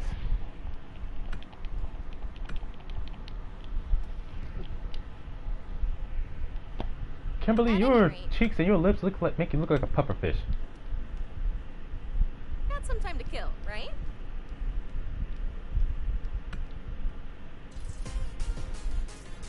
Sheesh, I wonder what guy ever saw in her.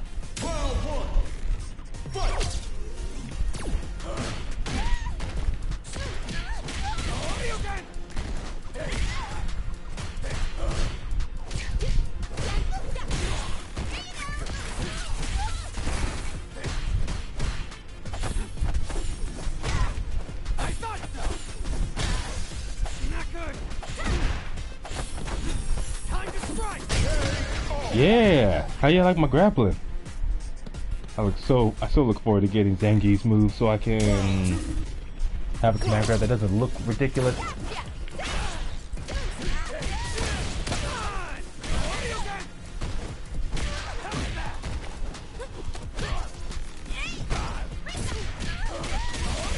I think when they try to go woke, let's say a lot of times when they go woke over something, a lot of it I've seen is in the form of reboots to popular series. Like with She-Ra. That reboot they did on Netflix was just terrible. And I was glad personally when it ended. Okay. Like, even the original She-Ra was meant to be an inspiration to young girls who watch the show. And yet Adora in the original series, basically all the females in the original show looked and sounded like actual females.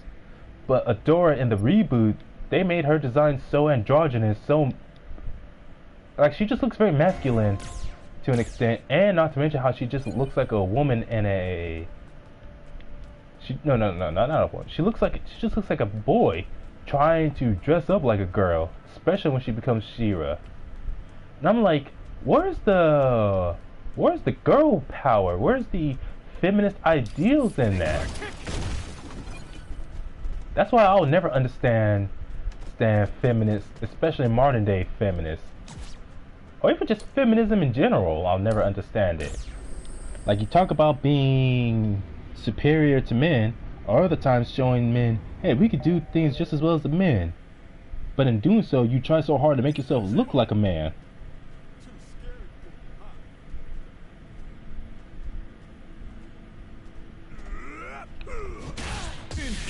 Man, that guy looks like he just wanted to come and fight me.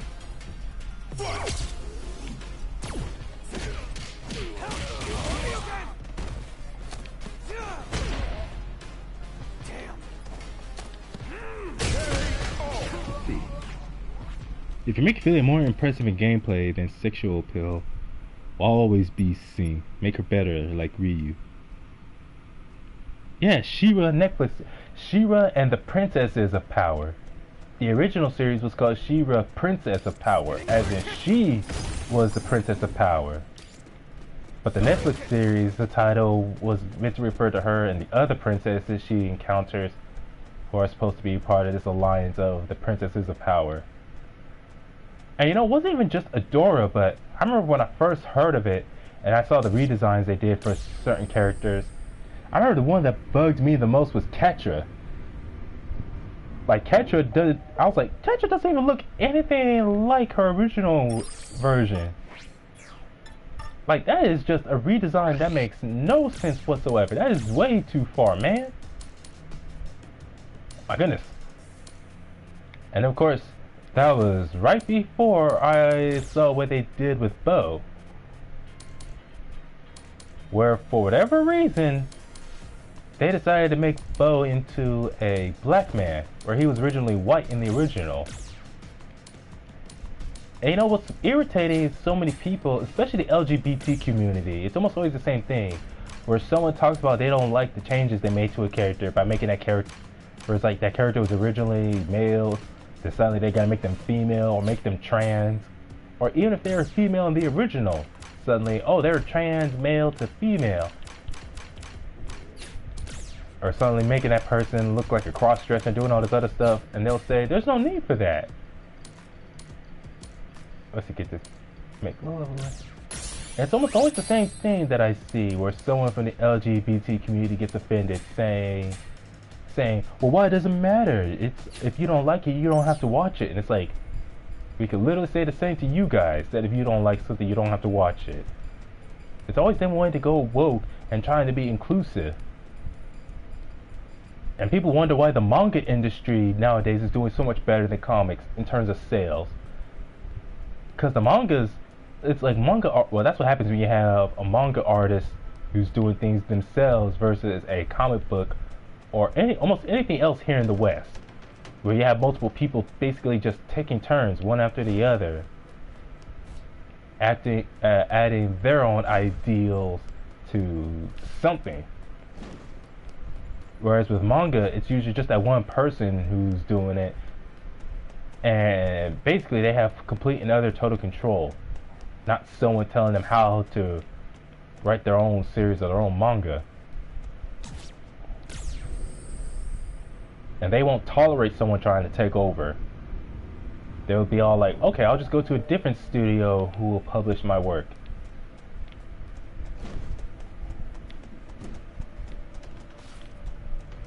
And people will say that people like me are hateful or spiteful, and it's like, no, I don't hate you, I don't hate anyone. I personally am not a hateful person. I just can't stand how they're trying to change so much to appeal to a group of people, a majority of whom don't even watch whatever media they're focusing on.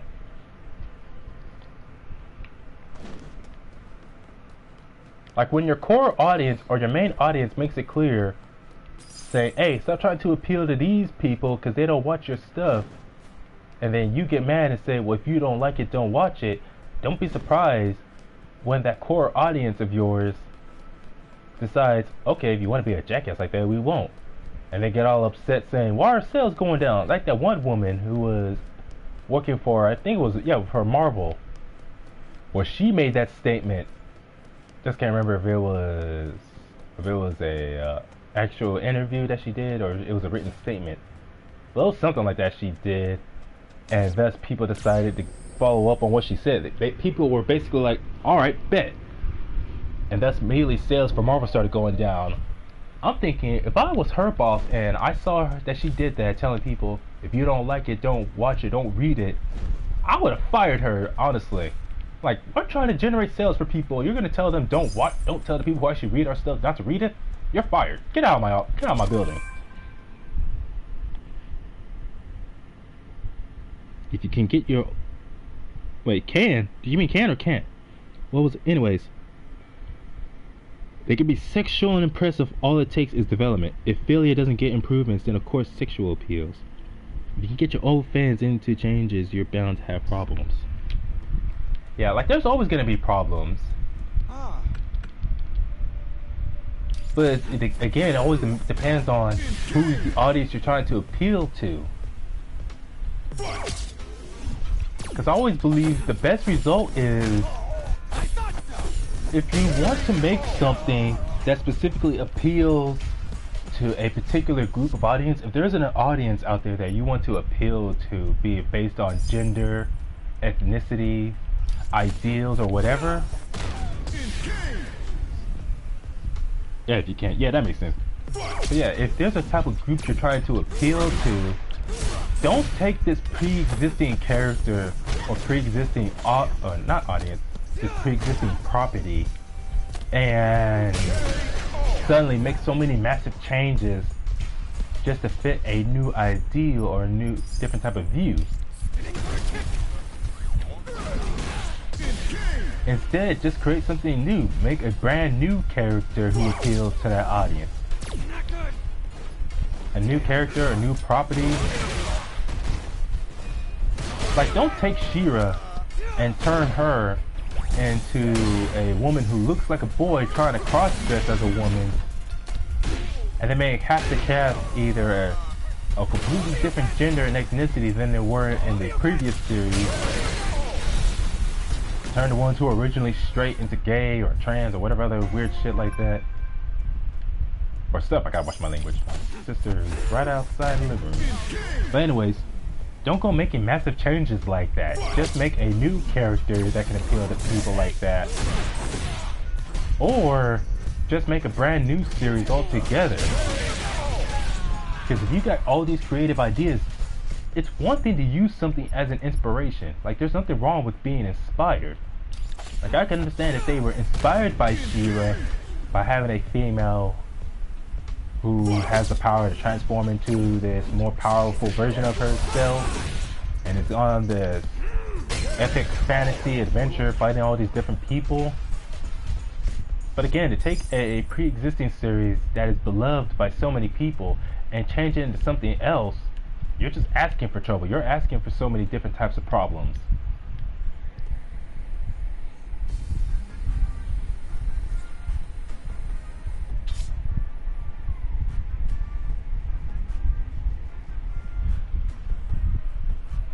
It's kind of like with Street Fighter, where here's Street Fighter 6. The closest thing to a woke character that they made that I think was meant to appeal to the LGBTQ is that creep Destiny. Was it Destiny or Eternity? I don't know why he wanted to call it Destiny. Oh yeah, Eternity. Eternity is clearly a man. You can tell just by looking at that's a man. Like, you're not convincing me otherwise. That is a man who is wearing all that makeup and jewelry and dressing up in a way, trying to look and sound like a woman.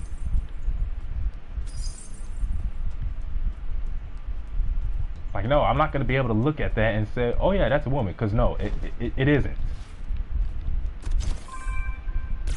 That's why usually any cutscenes Eternity is in, I just skip it. Of course, at least you do get to fight Eternity and Old Shaw when you go there, and I'm like, hey, at least I get to beat the crap out of that fool. Also, the fact that he uses Jury style, so if you want to level up Jury style, but without having to switch to Jury style, then yeah, you could just go and constantly fight him a few times. As well as that one woman at the Genbu Temple. By then, no one cares for the content because too much has been... Man, I wish this stupid heart emoji would go away.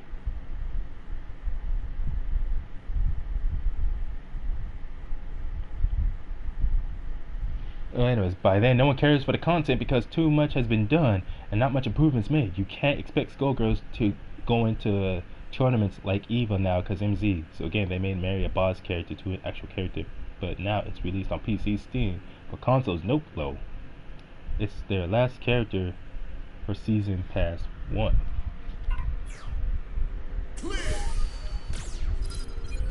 Yeah, again, that's what happens when you try your damnness to appeal to the wrong people, to the wrong group. Or even when you're trying to appeal to the right people who you need to make some kind of so-called appeal to, but when you do it in a way that it's not going to help, making the wrong changes for the wrong reasons.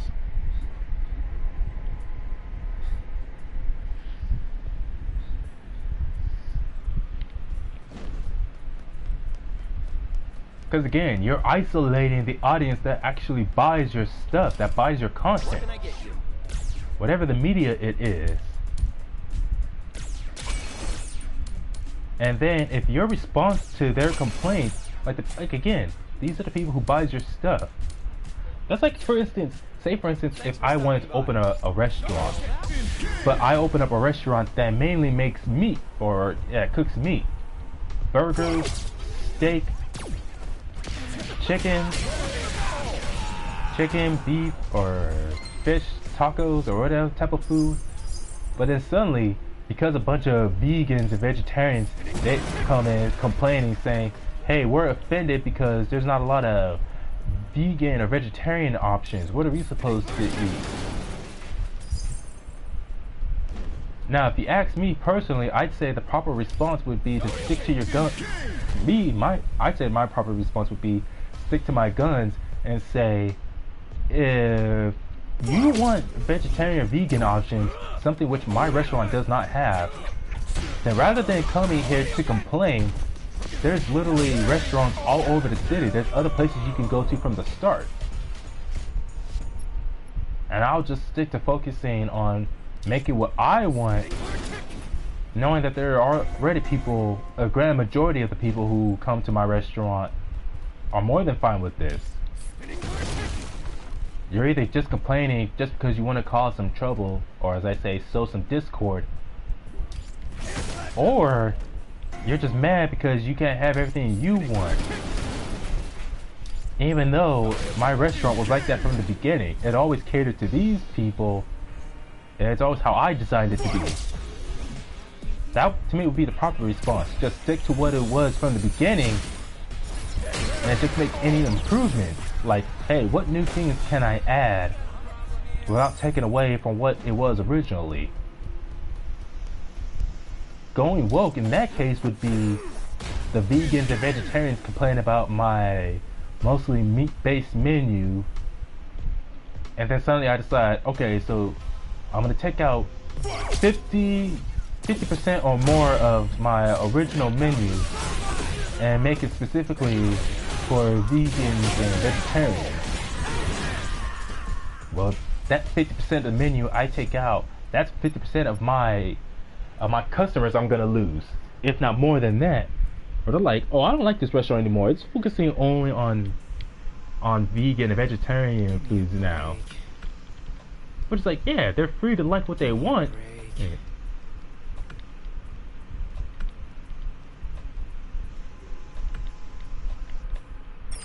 But yeah, like, you're free to eat what you want to eat and all that. Like, I can't stop someone. But don't be surprised when, because you had something going on a certain way for so long, suddenly the moment you change it so drastically, people decide they don't want to go there anymore. And then you start losing sales. And it's then, and only then, wait, where did this thing land? And it's then and only then that you start to realize the people you try to appease to, the people who kept complaining because they didn't feel included enough, turns out those same people who complained were actually the grand minority. Like, yeah, they were a lot louder, but they were just that. They were the loud minority. Whereas the majority, the grand majority of the people who actually enjoyed your stuff, yeah, they didn't say anything. They didn't say anything because they were satisfied. They were happy with what they had. But because you decided you wanted to take that away, that's what leads to your sales going down.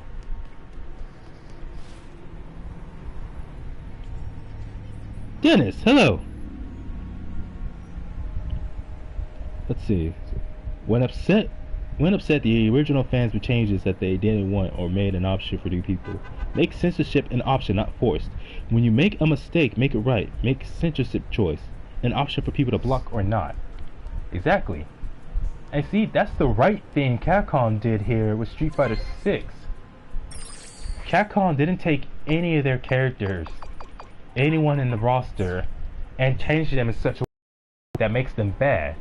Like, they know there's people out there who enjoy video games, but maybe don't enjoy the classic controls, so they have modern controls, but it's optional. You just have to go into the menu and change it to whatever you want. If you want classic controls, you can switch it to classic controls. If you want modern controls, in other words, simplified stuff, you can switch to that. And as far as making a character that's meant to appease anyone who's LGBT, yeah, like I said, they have Eternity. A man trying so hard to dress and sound like a woman. But then you also have Marisa, who is a woman, but the way she dresses and the way she behaves is very masculine. But not only is Eternity someone who's not part of the roster, but Marisa is a new character. So again, that's the proper way to do it. Capcom didn't suddenly take Ryu and decide, oh, we're gonna make Ryu a transgendered bisexual, or we're gonna take Chun-Li, one of the most feminine women in the series, even if she doesn't always look or behave like it, and make her into this extremely buff, masculine woman who is also bisexual. No, they didn't do that. They made new characters to do that. What game is this? Oh, this is Street Fighter 6. I'm just doing World Tour mode.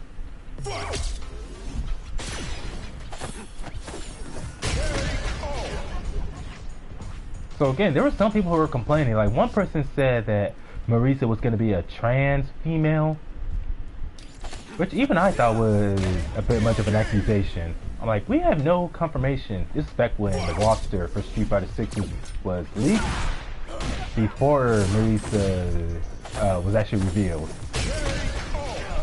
And so my assumption was that Marisa was just going to be a very buff female, because we've seen that in media before.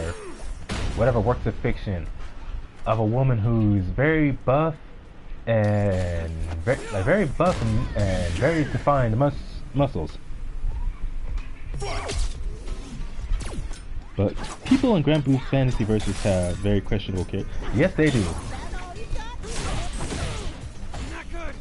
Like, who is that? Who's that weird grappler? I don't know. I think it's like their name changes depending on if it's in Japanese or their Western name. Like, in one source it's Fostiva, another it's Ladiva. I don't know why the name changed, but it's a weird choice. But anyways, like, there's live streams I did before where I admitted to that character Ladiva, how I find them disturbing. Cause like, as a man, as a straight man, I can't just look at someone like Ladiva, someone who's supposed to, I don't know, some people said that Ladiva is a man who just acts like a female or has the mindset of a female. Some say that Ladiva is actually the soul of a female stuck in a man's body. And I'm like, man, make up your minds. Yeah, like I said, I think it's like depending on if it's in Japan or America. Like, in one state it's Ladiva, in Japan, in the other state it's either like something like Fostiva or something like that.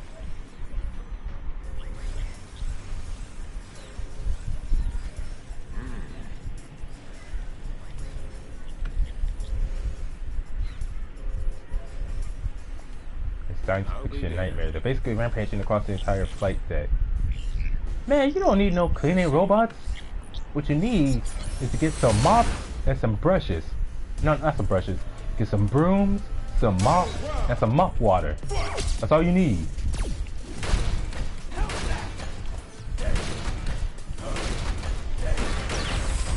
But yeah, that's part of why I never got Grand Blue Fantasy Versus. They only had one grappler, and that one grappler they had, because I really like grapplers. Like for me, a majority of games, my mindset is that game has to have a grappler at least, and that grappler has to be fun to play. Like with Under Night, with Waldstein, he's the only grappler, at least in the first game. I don't know if the second one, because Under Night 2 came out recently, and I don't know if there's other grapplers besides Waldstein now. But at least he's very fun to play.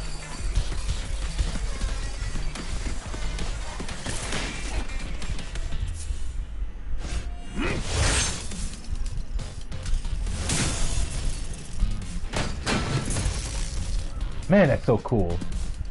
And that was metal. Like the fact that Guile's flash kick is strong enough to where he can use the air to slice opponents in half, or let's slice metal machines in half. But yet the opponents he does it to, when they get hit by it, they don't get sliced in half like that. Per protocol, the deck must be spotless at all times. Oh, okay, just Waldstein. But where was I? Plus, my men are due back any time. I just can't look at someone like Ladiva, because even if that was the case of a female stuck in a male's body, like just visually, again, to me, it just looks like a man trying to act like a female.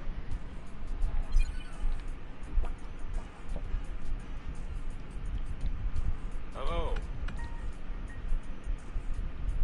So that's why for me, not even that, at one point I actually did try Grand Blue Fantasy, and again, it wasn't even just the Diva that I found a bit disturbing. The rest of the roster was actually okay, both design and moveset wise. It was ultimately the controls. I could not get behind the control scheme for the moves in Grand Blue, trying to do combos and whatnot. Trying to do combos or even just doing special moves consistently.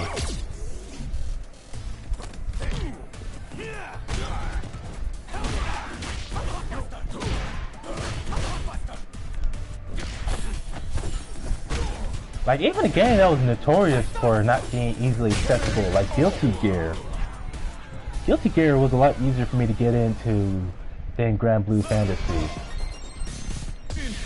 So again, it was a combination of the one grappler they have not appealing to me in any way, but also the gameplay overall just being so frustrating, difficult for me. Not even just a matter of the controls, rather we're talking simplified or the usual control scheme, the so-called classic. It was the overall game mechanics. Stuff like meter management or whatever mechanics that was unique to Grand Blue. It just felt awkward. They can't get a refund for Season Pass 1. Man, to me that's just shady, not offering refunds to people. Especially even if they do buy the game, a virtual copy of the game. I like what I did. Because with Street Fighter 6, I bought this through PlayStation, yeah, off of the PlayStation Market.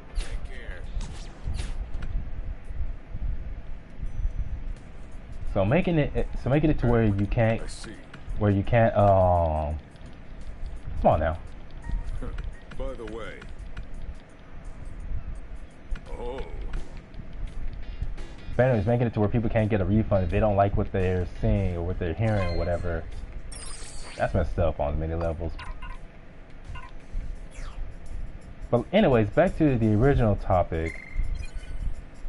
That is a definite, like the way Street Fighter 6 handles appealing to a certain audience.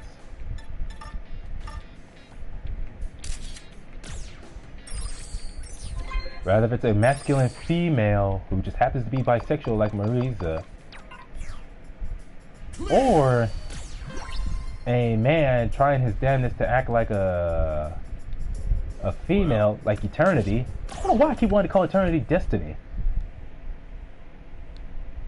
Like for some reason, like when I first saw them, I know they even say their names multiple times that it's Eternity, but for some reason Destiny is the first thing that keeps coming to my mind.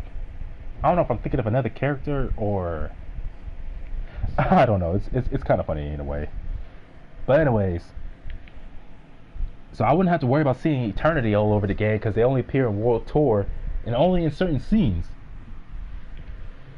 He's not all over the place, constantly in almost every cutscene, so I don't have to worry about putting up with him. And heck, even more so to the point that he only appears in World Tour mode. He's not even in the playable roster.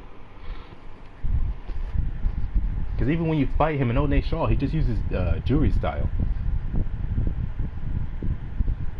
And again, like what you were saying, New Blitz, about certain things, making things an option.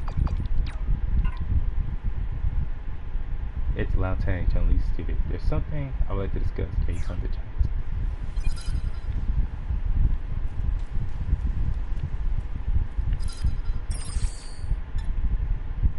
Sweet, I'm in chapter 9. Now I can finally, well, first,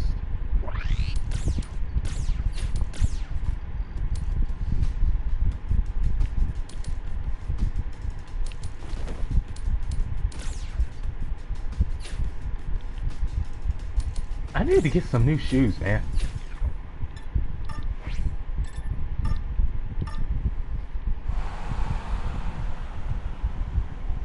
I'm trying to remember, was it day? No, it's only at nighttime that I can run into those two guys that I need to get Dalsum and Zangief's styles.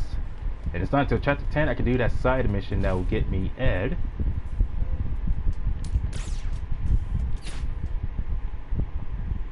What was I saying? Oh yeah, as far as modern and classic controls, because it actually Street Fighter 6 would not be the first game that did that, as far as from Capcom that I know of. Because I remember Marvel vs. Capcom 3, they actually did that.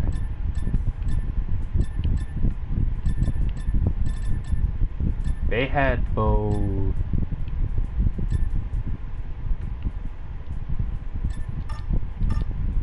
Anyways, they had both, what was it? Oh yeah, the option to play the usual control scheme, the default control scheme, and a simplified control scheme. Guilty Gear had that with, I don't know about Strive, but I know Zard did. They gave you the option of the classic and modern controls.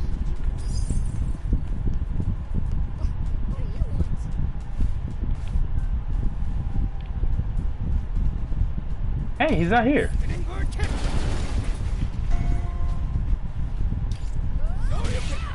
Aha, trying to hit me. What were you? Can't fool me. I'm Jason Griffin. I ain't slipping too fast for ya.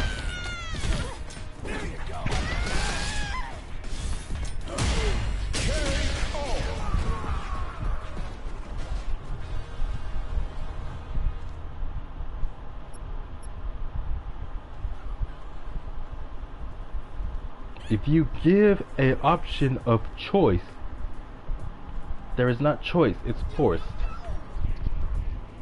Wait, how is it forced if there is an actual option then? Because usually I say it's definitely forced and not an option when you ask someone, hey, do you want to do things this way or that way? Or basically you ask, in other words, you ask someone for something, they say no, I'd rather do this or that, or no, I don't want to do this. And then you basically say, oh well, that really wasn't really more of a request or more of a demand. I'm like, don't do that then. Don't ask me if I want to do something, but then say I absolutely have no choice but to do it this other way you mentioned.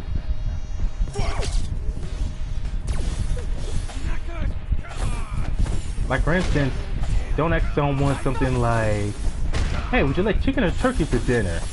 and you said, "Oh, I like chicken for dinner." "Oh, sorry, we don't have any chicken. We only have turkey." Then why would you ask me if I want chicken or turkey? Why would you ask me which one I would like if you only had one and not the other? Or for instance, you ask someone a question like, "Hey, can you what was it?" Like for instance, it's you and your friends, and you're at your friend's house, and you realize you got to go do something, and you got your kid with you. So you ask your friend, "Hey, can you watch my daughter while I go out?" So you ask them if they can watch your child while you're out doing something, and the other person goes and tells them, "No, I am not going to watch your child." "Oh, that wasn't really a question. I actually need you to do this." Well, then that beats the purpose of asking now, doesn't it?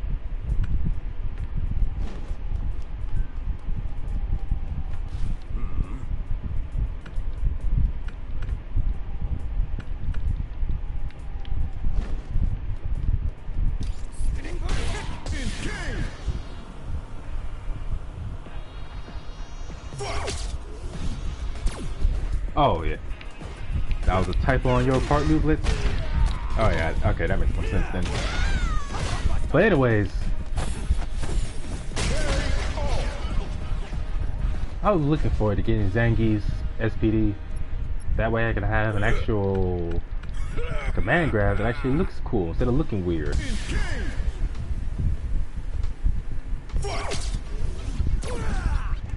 Needless to say, like, it should be no surprise as far as someone like Manon. Her style only looks natural when you have a female doing it versus having a man do it.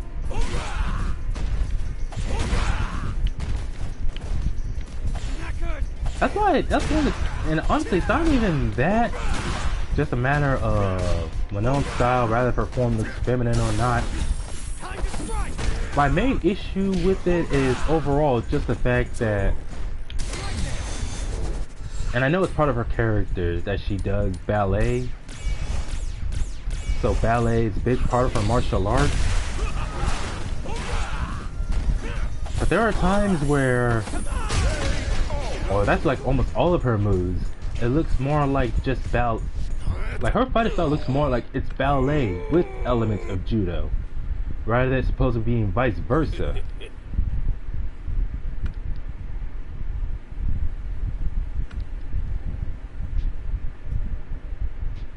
What is it?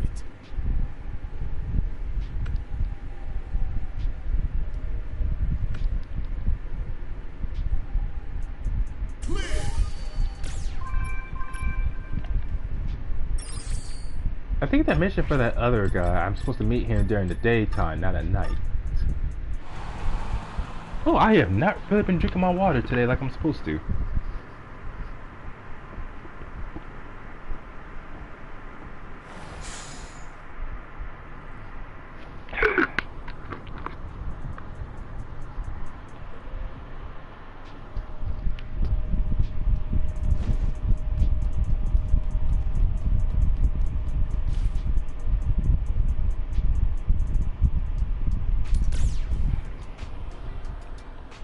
Let's see.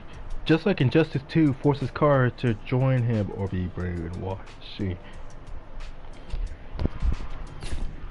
Yeah, I am still mad that with Injustice 2 that they did that. Well, it's bad enough making Superman the main villain yet again, like media keeps doing when they made Superman the main villain in Injustice 1.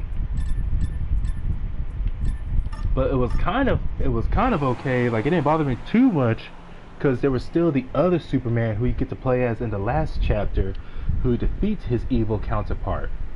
But then in Injustice 2, where it takes place entirely on the regime Earth, and yeah, you get to play Superman again, but he still had his radical views and everything. Do as I say, and if you don't, I'm gonna kill you in cold blood.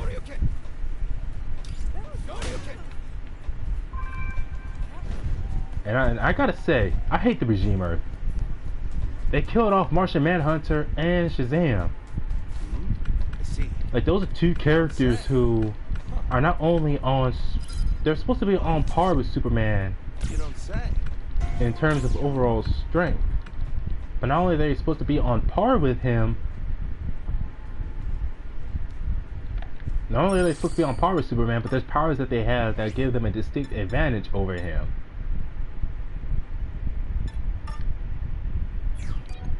Like Shazam with his magic, and usually Superman is vulnerable to magic due to magic being an unnatural elemental force, with Superman usually being immune or at least very durable against natural elements, natural forces.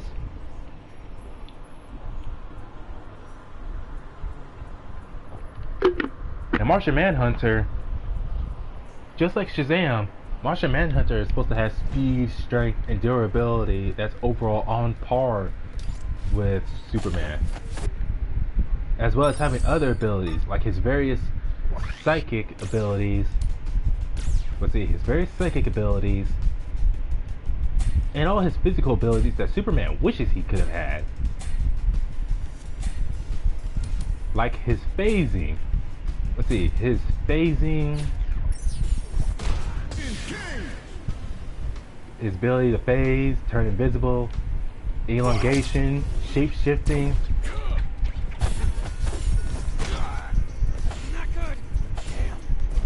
So really, when you think about it, because there were times in the comics before where Martian Manhunter was able to use his psychic abilities on Superman, whether Superman was aware of it or not, in such a major way that by the time Superman realizes, it's almost already too late. And he has to work extra hard. Like, even by the time he realizes, he has to work super hard to break out of Martian Manhunter's whatever mental prisons Superman puts him in, or John puts him in. And yet Superman just so easily manages to kill off both Martian Manhunter and Shazam. But Martian Manhunter's death was more ambiguous because he appears as a DLC character in Injustice 1. Right? Yeah, he was the very last DLC character. But in the Injustice comics, are prequels. They're prequels to the first Injustice game. And it's supposed to be that in the prequel comic, apparently, while Martian Manhunter was attacking Wonder Woman, Superman used his heat vision and killed John. So how is it that John shows up suddenly in Injustice 1 alive and well? Not only alive, but apparently hiding in secret while assisting Batman's contingency group.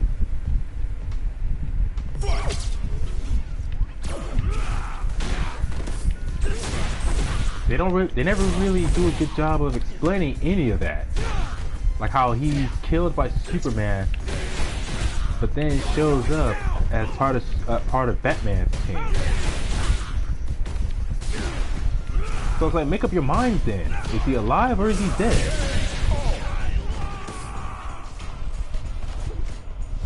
He was the secretary to take care of Mike. Yeah, all these different abilities that both Shazam and Martian Manhunter have, but Superman just kills them off so easily. And I'm thinking, and like a lot of people said, like some people were trying to justify it by saying that, oh, it was to show how far over the edge Superman had gone. It's like, the fact that he kills Green Arrow in cold blood, and that works out well because they fix it by having a Green Arrow from Prime Earth, the Earth that wasn't corrupted by Superman becoming evil. So even if Green Arrow of the Regime Earth is dead, Green Arrow from the Prime Earth comes along in the first and second game. So you still have Green Arrow in the roster and as part of the story.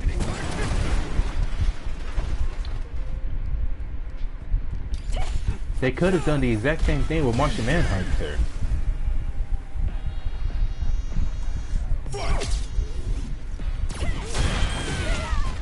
All I know is that if we get an Injustice 3, they better not do it at the Swamp Thing, because Swamp Thing is another one of my top favorite characters from DC Comics, as well as in comic books in general, where they find some BS excuse of, oh, Swamp Thing died. It's like, it doesn't matter. The plant material Swamp Thing uses to create his body is just that, just extra material. But in reality, he doesn't even just need the Earth. As long as there's plant material anywhere, Swamp Thing can reform a new body, even if it's on different planets, all the way across the universe. Not unless he was in Metropolis, Beast Boy Metropolis.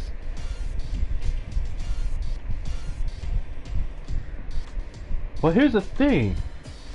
A bomb that's strong enough to destroy an entire city, something strong enough to destroy an entire building, should be nothing to the likes of Martian Manhunter.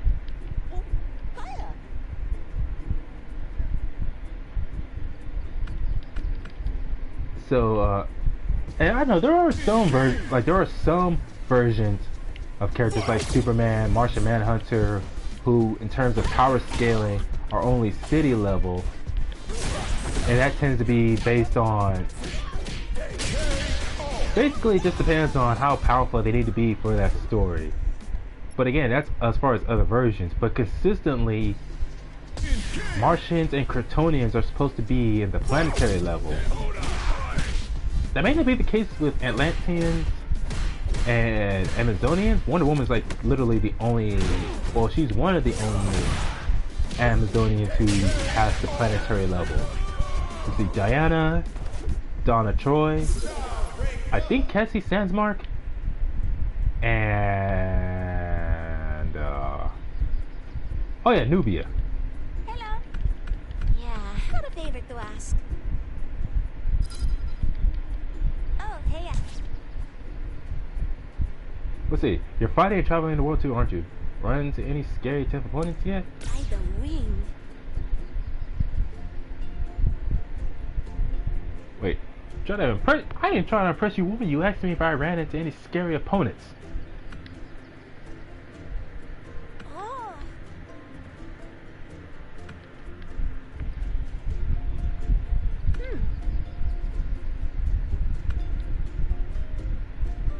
Hey, Elena.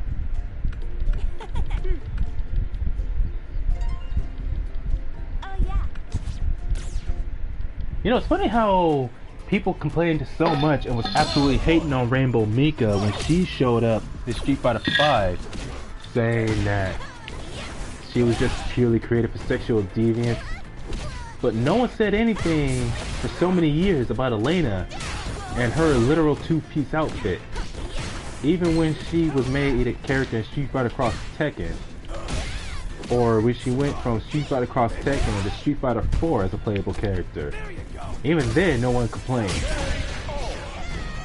No one ever complained. I never heard anyone complain about Zangief just wearing his wrestling trunks, saying that he should cover up. I mean, they gave him more to wear it here in Street Fighter 6. And for me, that's not what bothers me. Zangief just as part of them making him looking more realistic, he just looks weird in general.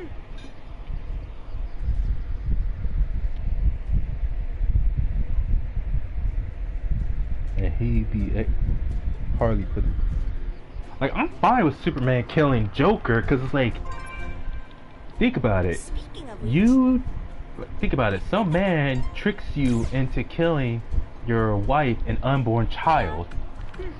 The same man who has been killed many times before, but for some reason he was never put on trial and forced to face the death penalty, and your own so-called best friend kept letting him live and letting him get away no matter how many times he killed innocent people, always saying, I won't go that far. But you get angry when someone else does. So yeah, I am not surprised that Superman snapped in the way he did.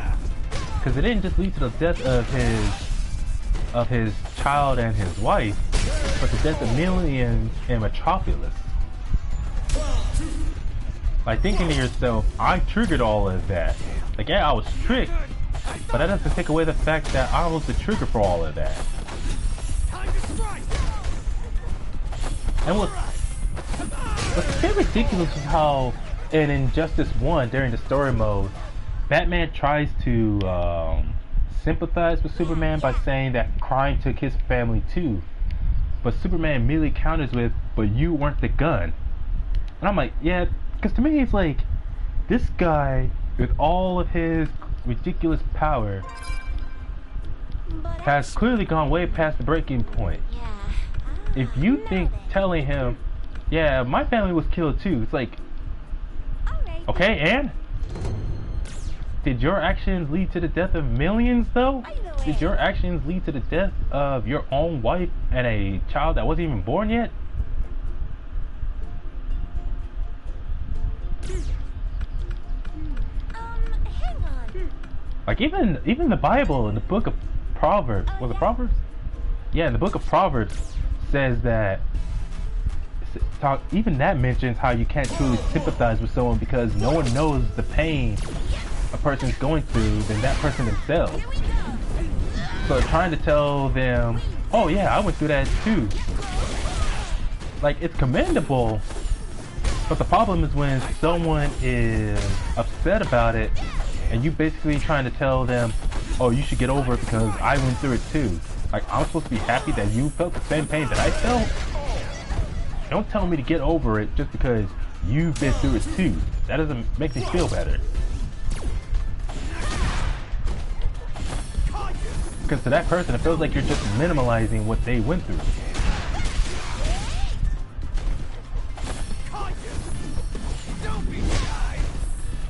Like, it's one thing if you tell them that you've been through it too, so therefore you understand their pain. Therefore, that's why you won't mock them. Get over it because you can't just get over it. And you know someone can't just get over something like that, or they shouldn't be mocked for feeling upset about it because, again, you know that pain. That's a better way of sympathizing, but that's what Batman failed to do. People talked for so long about, because Superman, not from Earth originally, people talked about how far Superman had fallen, but others pointed out how Batman and Wonder Woman have massively failed Superman as well. Like, those two are supposed to be his closest friends. That's what I thought so then. Lily, just give me the damn command grab. Got it? There we go.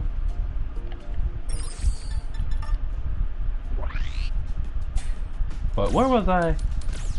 Oh yeah, dang, I lost my train of thought again. But anyways, those two were supposed to be his closest friends, but all Wonder Woman did was basically tell Superman, don't let that anger go, hold on to it, and take vengeance and all the other stuff. Basically, she encouraged his descent into madness.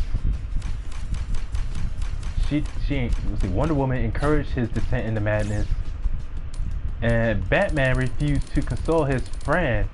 Or at one point, Superman even confronts Superman, saying stuff like, you're at fault for this because you kept letting him live. And all Batman really did was just dodge the issue. He dodged it and trying to come up with excuses why he can never go as far as to do something like that, committing murder. Which again, I'm thinking, I understand that, but it's like, okay, you won't go as far as to do that, but why then do you get mad when someone else does, when someone else is willing to pull the trigger? Because this is a maniac who has no problem killing innocent people. But then someone else decides, oh, Joker's too much of a problem, he needs to be taken care of. Someone goes and takes care of Joker. And then Batman gets mad. Why did you kill him? You shouldn't have killed him. You shouldn't have done that. And it's like, bro, are you stupid? Like, I get it. Batman has his no kill rule. I can understand that. He refuses to kill. He doesn't want to go that far because he's seeing what murder has done, because he was the victim of watching his own parents being gunned down, and him, a child, being forced to grow up without his parents, just having Alfred at that point. And it's why he ended up adopting Richard Dick Grayson,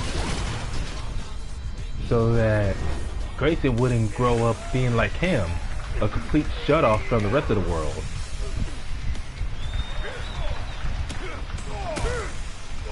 So again, it makes a lot of sense as to why Batman himself won't do it.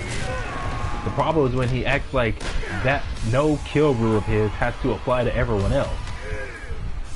I'm like, okay, it's one thing if some of the people you train, like Batgirl, Nightwing, and anyone else who took up the mantle of Robin. Okay, you're their teacher, you're training them. So it makes sense that you apply that rule to them as well. But then it's when he tries to enforce that rule to literally every other hero out there, like Wonder Woman.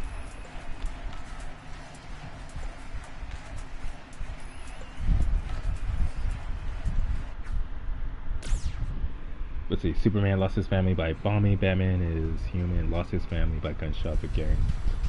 Yeah, like how can you compare that?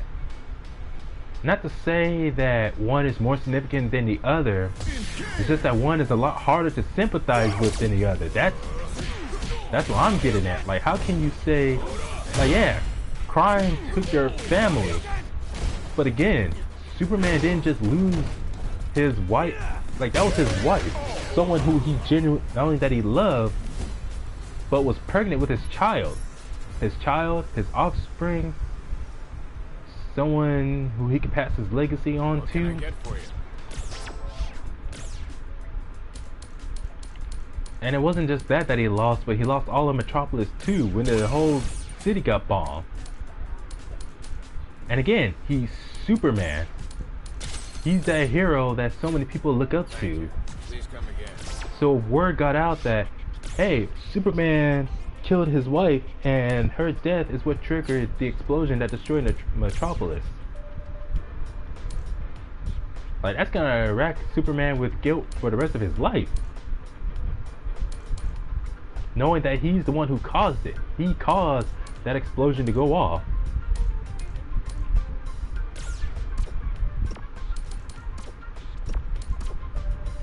So for Batman to go and say something like, oh, crime took my family too.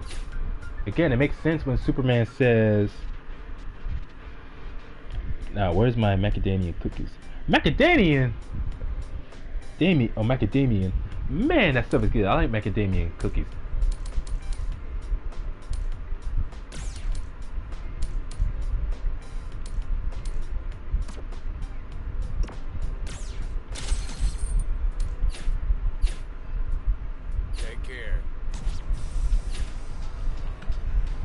It's amazing how I'm here in Russia in a fighter's pit, and yet the only apparel they have here What can I get for you? is some very basic foreign stuff.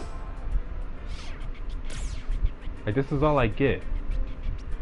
Balaclava, long mountain parka. That's it. Thank you. Please come again. No wrestling gear or anything. That's a gear. Gear.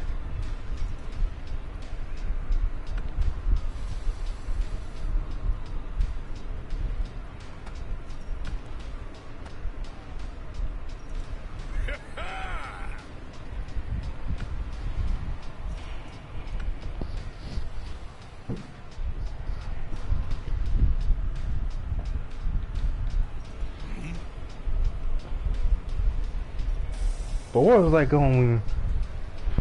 There was a lot of changes they made to, like, when Ed Boon and his team made Injustice. There was so many changes that they made to characters for Injustice, and I'm thinking, you didn't have to do that. You didn't have to make Superman into a villain. Hey, Damien influenced Superman actions. Yeah, but Damian wasn't much of an influence on Superman's actions until much later. This was after Superman already decided that he wanted to go and round up the prisoners. It was shown in a flashback for Injustice 2 that Superman had already convinced a bunch of others to come with him to kill those prisoners. Wait, what do you say to training under me? Together we will build some very beautiful muscles.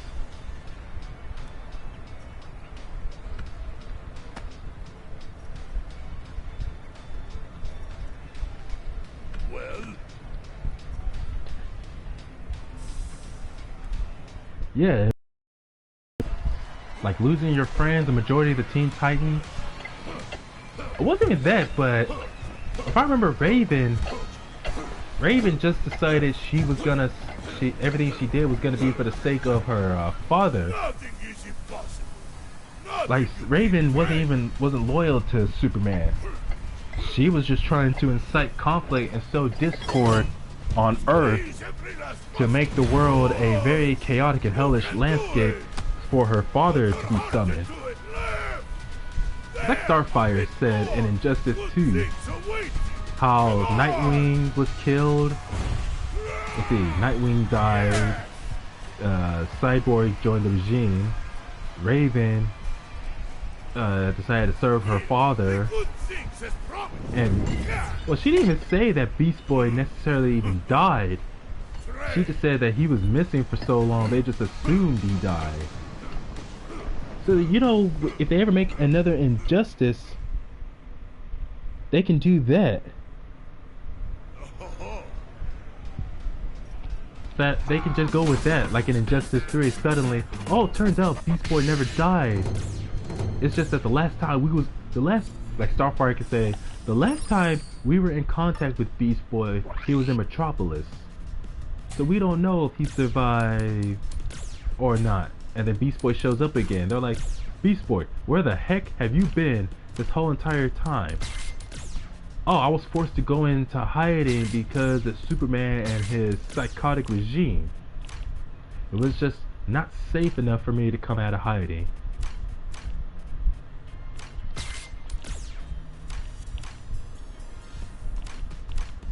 So they could do something. They could totally do something like that. Wait a minute, I haven't gotten Guile yet. Yeah, I haven't got Guile. Dang it! And I actually really do like Guile's style. Guile's style. You know that's funny. Come on, I just need one more point.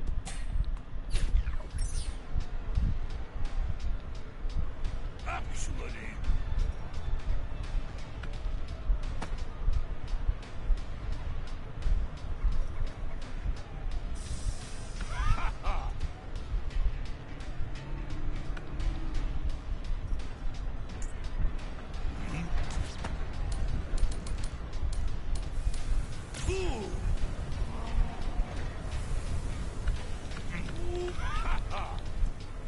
Yeah, Zangief's always a fan of wrestling bears. Actually, that's actually one of Zangief's biggest dislikes. One of Zangief's biggest dislikes is bears that can't wrestle properly.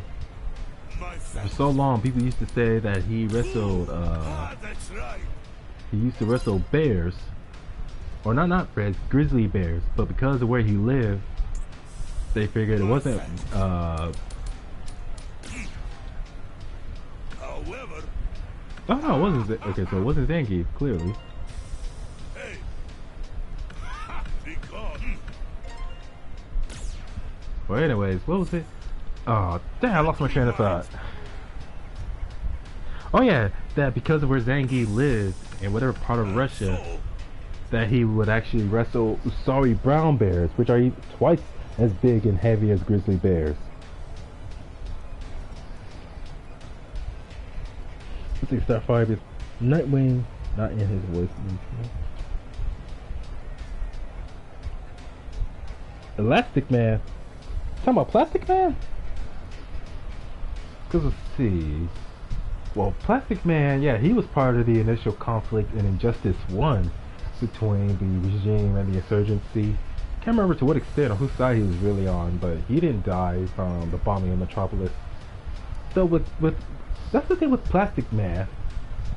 It's damn near impossible to kill him. Like a bomb going off in Metropolis, destroying the entire city, would not be enough to kill Plastic Man. Now, you would have to completely destroy every single molecule in his body. Otherwise, if even the tiniest piece of Plastic Man survives, he could regrow his entire body back from that.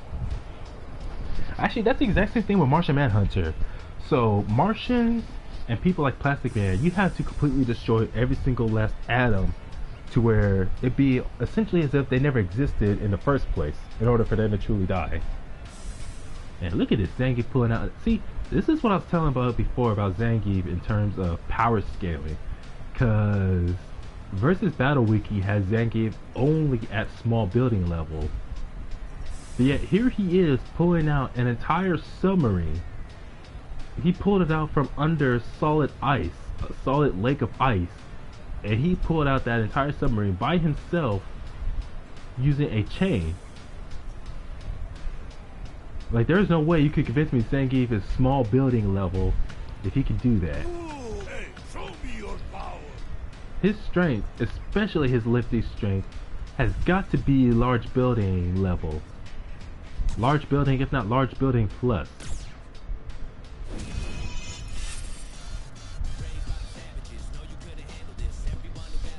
But yeah, as far as them, like if someone were to ask the question like, hey, Beast Boy, if you survived the bombing of Metropolis this whole time and you were just missing, where were you? I was in hiding. What were you hiding? Well, think about it. Superman was going on a rampage killing anyone who didn't join him, and I didn't want to join him. So I just went into hiding. It was the best choice for me. Like, they could use that. Like, it would make sense. Like, Beast Boy may be immature and childish at times, but he's not stupid. Even he knows that someone like Superman, especially if Superman's created an army using others, like villains like Sinestro, who don't mind killing as well, he knows better than to try to go against that.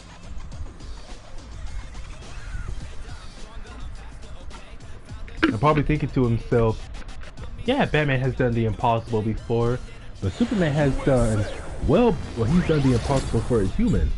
Superman has done well beyond the impossible in order to achieve victory.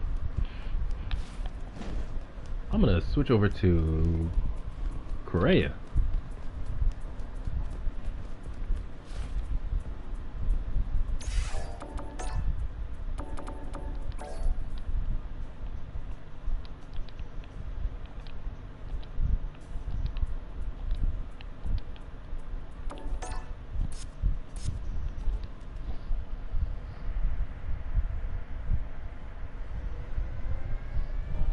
Well, even that doesn't get rid of him.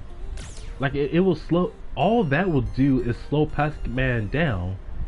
Heat temperatures will affect him, but that's it. It still would not be enough to kill him. Because there was that time where... What have you got for me? There was one time in the comics, and this was long before, this was before New 52, where Plastic Man, he was part of a team where he, Batman, Superman, and a few others went back into the past to some event that was 1,000 years before the present at that time. Plastic Man got frozen. Not only did he get frozen, but his frozen body got broken into complete ice chunks. Those same ice chunks were left frozen at the bottom of the ocean for those 1,000 years. But yet, as soon as they got those chunks and brought them back together, let's see, they got them and melted the ice and allowed, he was able to reform from that. So even freezing him won't kill him. And if I remember, yeah, it'd be hard for him to maintain his, let's see, it'd be hard for him to maintain his solid form if he decide, no, if someone uses fire on him. But first of all, you need temperatures hot enough to be able to do that in the first place. second, like I said, it won't kill him. And when you combine that with the fact that his body doesn't age, he is immortal in almost all, by all means. And I say almost because he's close, but not entirely 100% immortal.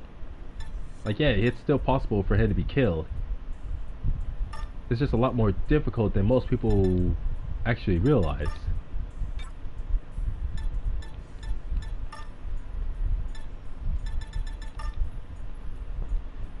So if they wanted to bring in Plastic Man 2 in Justice 3, they could do that as well. Come here. Screw pile. Just by suggesting that, what was it? That Plastic Man went into hiding, because... Come here. Screw pile. Now that's actually happened a few times before, where Plastic Man wants to retire from the life of a superhero, and he just wants to raise his son while living with his wife. That's happened a few times. Come here. Screw pile. Actually, I think one of them, it was in fact the Injustice universe where it happened, where Batman needed... Yeah, it was Injustice Comics. Batman needed Plastic Man's help. Plastic Man refused because he didn't want nothing to do with it. He didn't want himself or his son getting involved. But initially, Plastic Man's son, I can't remember his son's name, his son was actually willing to join the insurgency. That's the name, not contingency. But anyways, join the insurgency. And obviously Plastic Man didn't want his son putting his life at risk, so he decides to go instead. Dulcimer Temple. Dulcimer would name a temple after himself. But where was I? But anyways, there's a lot of things they could do to bring a character back from the dead who supposedly died. Like with Shazam. See, that's what irritates me. People were fine with Joker being brought back in Injustice 2. And people were heavily defending that by saying, oh well, he's just a figment of Scarecrow's fear gas being used on people. And it's like, well, they can have Shazam come back, just have him only appear in the story mode in a flashback. Like, you can literally do that, and suddenly, boom, here's Shazam in the game. And they could do something like with Martian Manhunter, where it turns out, oh, Superman, when he uses heat vision, didn't completely evaporate or erase Martian Manhunter. A piece of him survived, and from that small piece, he regenerated himself.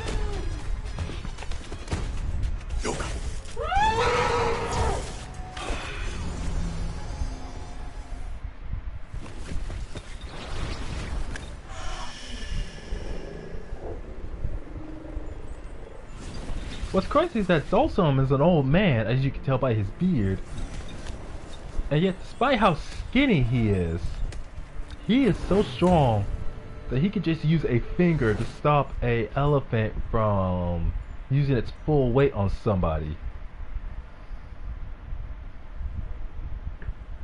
Like, do you have any idea how strong you have to be?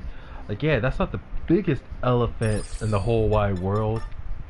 But like I said, do you have any idea how massively strong one has to be to stop a elephant as it's trying to pull its full weight to stomp someone with just the finger?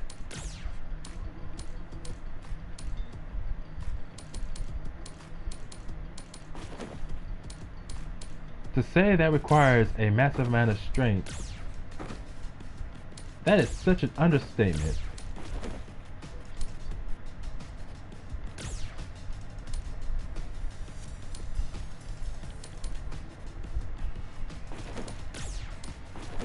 Heck, it's an understatement to even say that it's an understatement. It's just really hard to explain. Just wait a minute. Defeat using Dawson's style.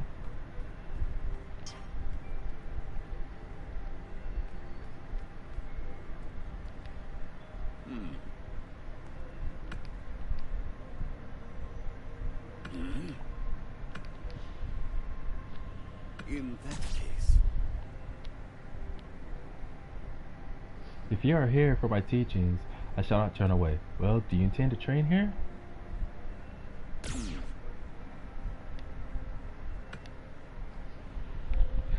As far as when you're first shown training with your mentor for the first time, this to me is one of the funniest ones.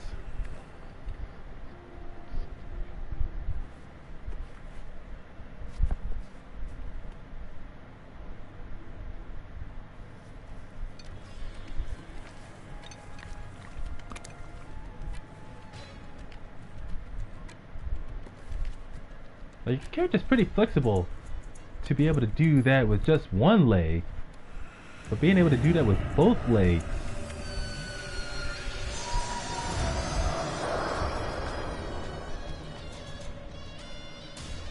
I remember when I was a very young kid, I used to think that the power of elongation, or the ability to stretch your limbs, just looked silly and looked ridiculous.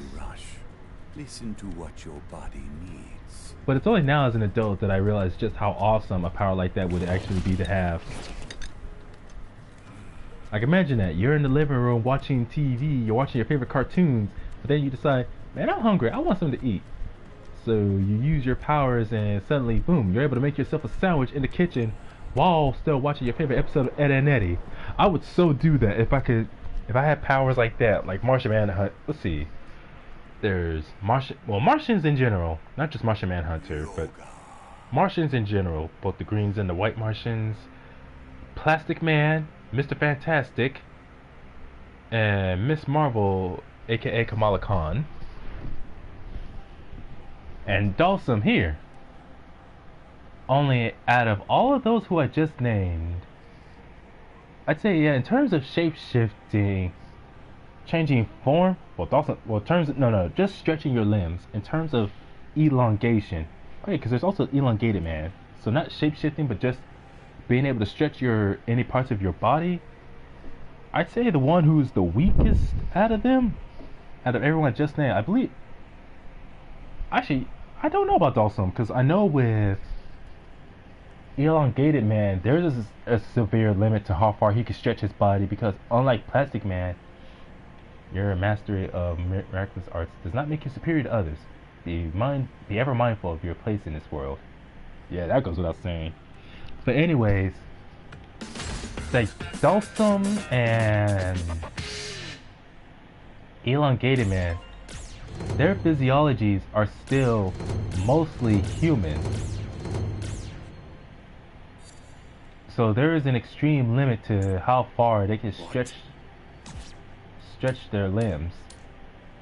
And not to mention what they can actually do. Wait a minute.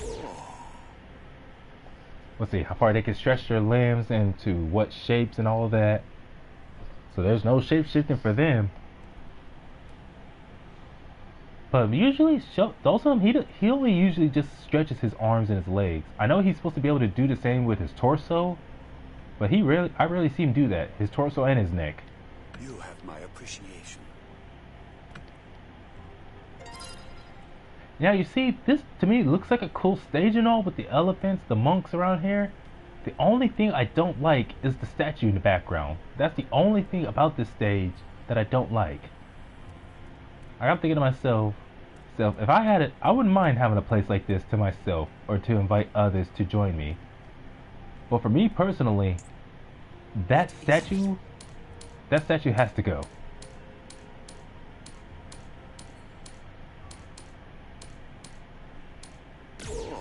You have my appreciation. You have made me very happy. You have my appreciation. Well, gee, thanks. A word, please. Just saw a Kuma No, you didn't, Nooblets. You did not. No, you didn't. There's no way they already have a trailer for Akuma already.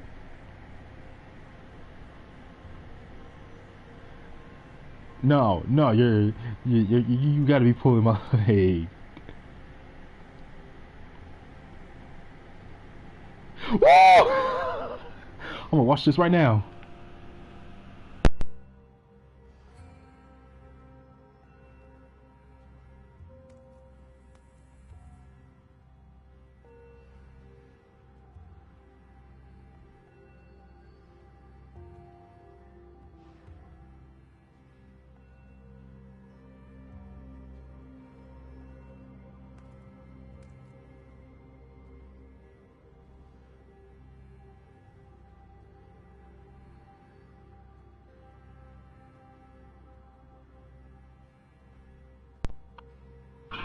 Man, Thousands of strikes exchanged. just like Gaio and Ryu, Akuma's really been hitting them weights.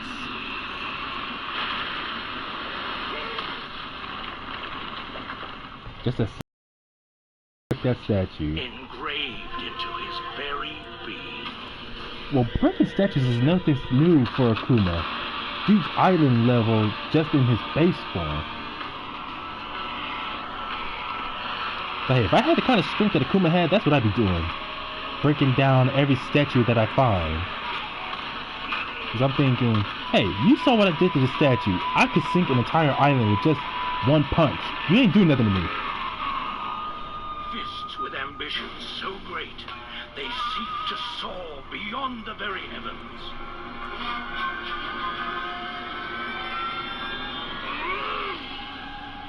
Nissuts! Wait a minute.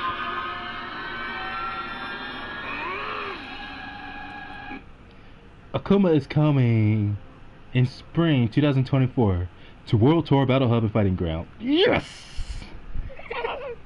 Oh, that is awesome. That is awesome. Akuma is giving off those major final boss vibes, man. Oh, that is awesome. Hey, stop that. Available in spring. He seems to master the second phase of a killing intent as he has a second fist. A second fist? Oh, you mean that energy aura, that aura of a fist showing around his hands. However, Dude, I'm so looking forward to see what that looks like in World Tour mode. Like, what do you have to do to convince Akuma to be willing to train you? Like, I know with every character, there's usually... Every character outside the main story mode, there's usually like a side mission you have to do. Like with Zangief and Dulcim, to unlock them as a mentor. Same thing with the DLC characters. So far, all of them, Aki, Rashid, and Ed, you have to do a side mission first at a certain chapter in the story in order to be able to use their or unlock them as a mentor. But I'm really looking forward to see how it goes with Akuma. And dude, Akuma looks so massive compared to before. Like I said, he's really been hitting them weights. But I remember when they came to that leaked picture of the roster and it showed Akuma. I remember a lot of people were wondering. No. I remember in that one he had red hair. So a lot of people, myself included, have been wondering why all of a sudden why is his hair suddenly excuse me. Anyways, why is his hair white instead of red now? So a lot of people just assume that either that means he's starting off as Shin Akuma from the beginning, or it just simply could be that he's...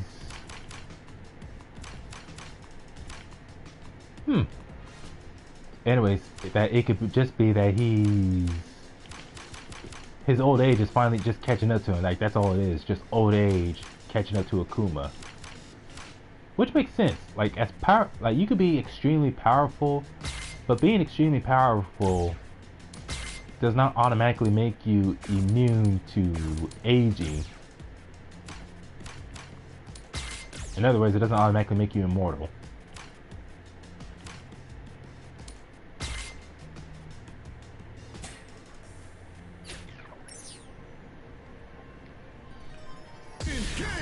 Although I do wonder, because after Street Fighter 5 and 6 both obviously take place after 4, Goken showed up in 4, and the thing it was supposed to be that Goken and Akuma in Street Fighter 4 had a fight to see who would get to keep Ryu as their student. And the fact that in Street Fighter 4 and Street Fighter 5, then 3, and then 6, chronologically in that order, Ryu utilizes the power of nothingness. oh, that's right. He doesn't show no signs of the Satsui no Hara anymore. He completely sealed it away forever. He's no longer tempted by it. So by all means... Hey, where's my yoga fire? But anyways, that would mean that not only is Ryu now free of the Satsui no Hado, but that would also mean that Goken defeated Akuma. Which makes sense. Goken is one of the very few people who's actually equal to Akuma. Goken, Gen, at least Gen for a time, and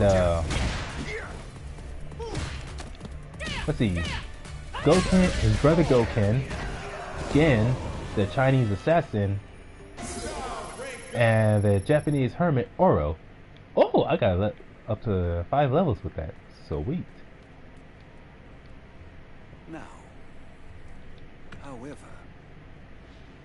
may I?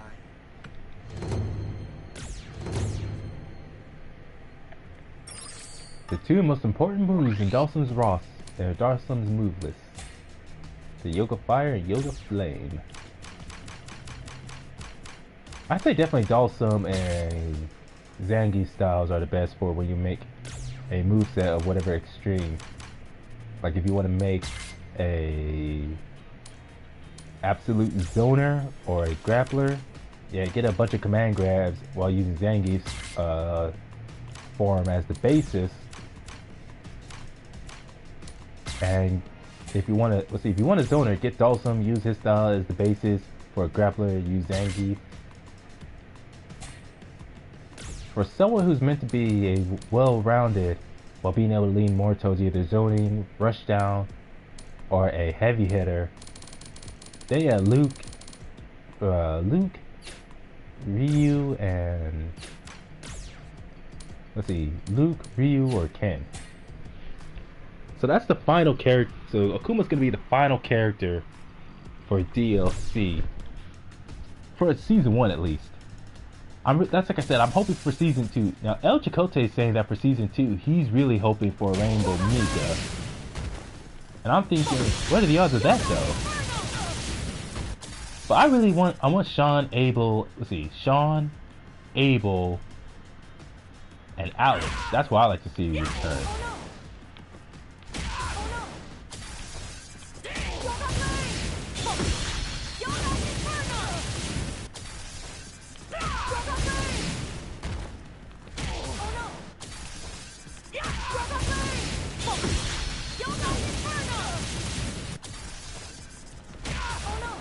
You know, the fact that each super art is exclusive to a certain button, light, medium, or heavy, therefore you don't get the other variations, that sucks. Like, Light Yoga Inferno is just basically Yoga Scream. Is it Scream? Yeah, Scream. Which Dawson had before, as opposed to the usual Yoga Inferno, which is just Yoga Flame, but just a much bigger flame right in front of him. Whereas the heavy is an anti-air version. But you don't get access to those alternate versions.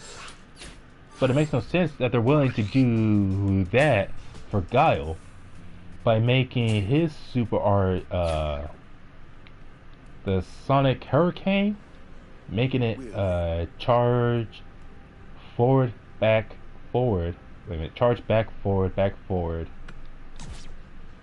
into light, punch, or tick. So that way you get both the regular and anti-air version, but it couldn't do something similar for any other supers, at least for World Tour exclusively. What is it you seek beyond strength? I see.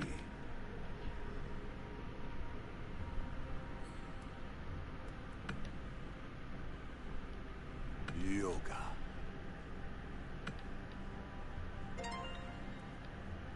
You're here. You know, Dawson would be awesome to have as a teacher. I just wouldn't feel comfortable doing it in this place because, again, it has that statue in the background. Like, either get rid of it or just go somewhere that doesn't have something like that.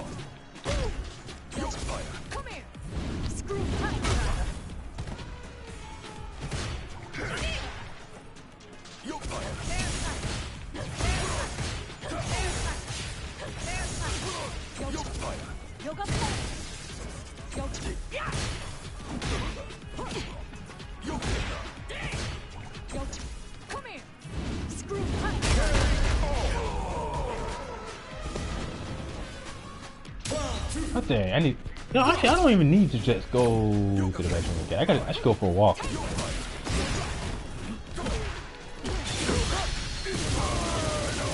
know, it's kind of funny how when Dawson does Yoga Inferno or certain other moves involving Yoga Fire, how his belly expands like that.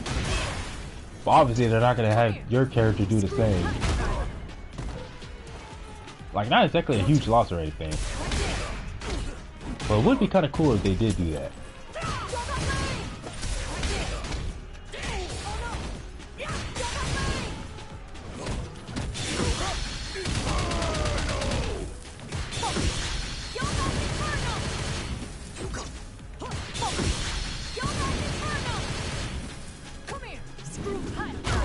Block that. I like how Dawson has a unique throw of his own. Dang it, I wanted his unique throw, not his crossing light punch. Dang game. Yoga. A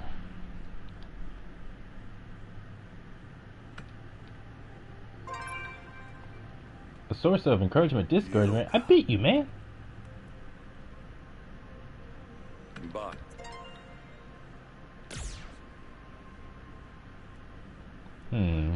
You know, I think I'm gonna just end it here and then continue after I come back from my walk because I need some exercise, man.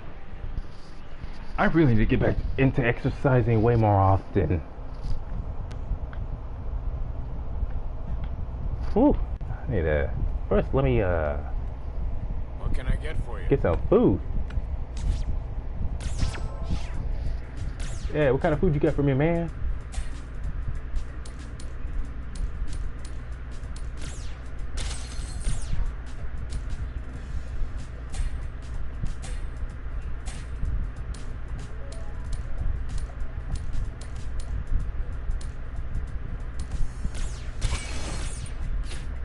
Thank you. Please come again. Hey, I wonder if I have any spare change on me because I could head to the store real quick and get a fruit pie or two.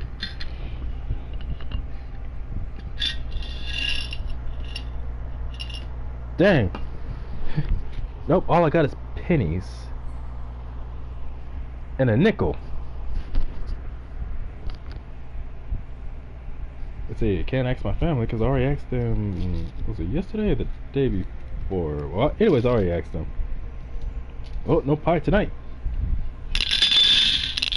But still, I'm gonna head on out. Just to get some exercise. There's one no good to stay cooped up in their room all day, almost every day. Especially when, we'll see, tomorrow and the rest of this week I plan on going back to work. Fortunately, it's not, from the looks of the weather, it's not gonna be like heavy rain or anything. So the long walk ain't gonna be no problem. Plus, it's not a bad job too. Working at FedEx as a package handler, it's pretty relaxing. The only time the job itself is bad is when it's very rarely have I can't remember last time I had a supervisor who really went out of their way to irritate me. It's just other people who I work with, like just they're co-workers, but they either act very obnoxious or just act very demanding, very controlling, constantly micromanaging. It was like two people who I worked with who were micromanaging. The most recent was like a couple weeks ago, sometime around the end of last month. Whereas the third one I'm thinking of, he wasn't micromanaging, but he was just very immature in the way he behaved. Man, if I was as strong as anyone from Street Fighter, if I had someone like Dawson's strength enough to stop a elephant stomp with just my finger alone, or the strength of Zangief strong enough to pull out an entire submarine by myself from under solid ice, yeah, I would. And if I had their level of durability to be able to do stuff like that for hours and hours on end, you best believe I would be Employee of the Month every month. I get everything done so fast. See, the problem with that is though, is like having that kind of strength, that kind of physical power, but being able to keep yourself humble without losing control of yourself and still being a humble and honest person. Yeah, that definitely wouldn't be easy for everyone. But I say that's why God doesn't exactly give superpowers like that to everyone everywhere. And I'm like, hey, that's a good thing. Not living in a world like DC or Marvel where you got superpowered terrorists and megalomaniacs every day of the week, or some alien or demon or monster from another dimension looking to take over or destroy Earth through some weird complex plan that they come up with. Yeah, not having to deal with that almost every other month or so is not exactly a bad thing. But like I said, I'm gonna come back to this after I get back from my walk, and I hope New Blitz and anyone else, I'll hopefully see you during that stream as well. So, y'all have a good evening, and I shall be back soon. Goodbye.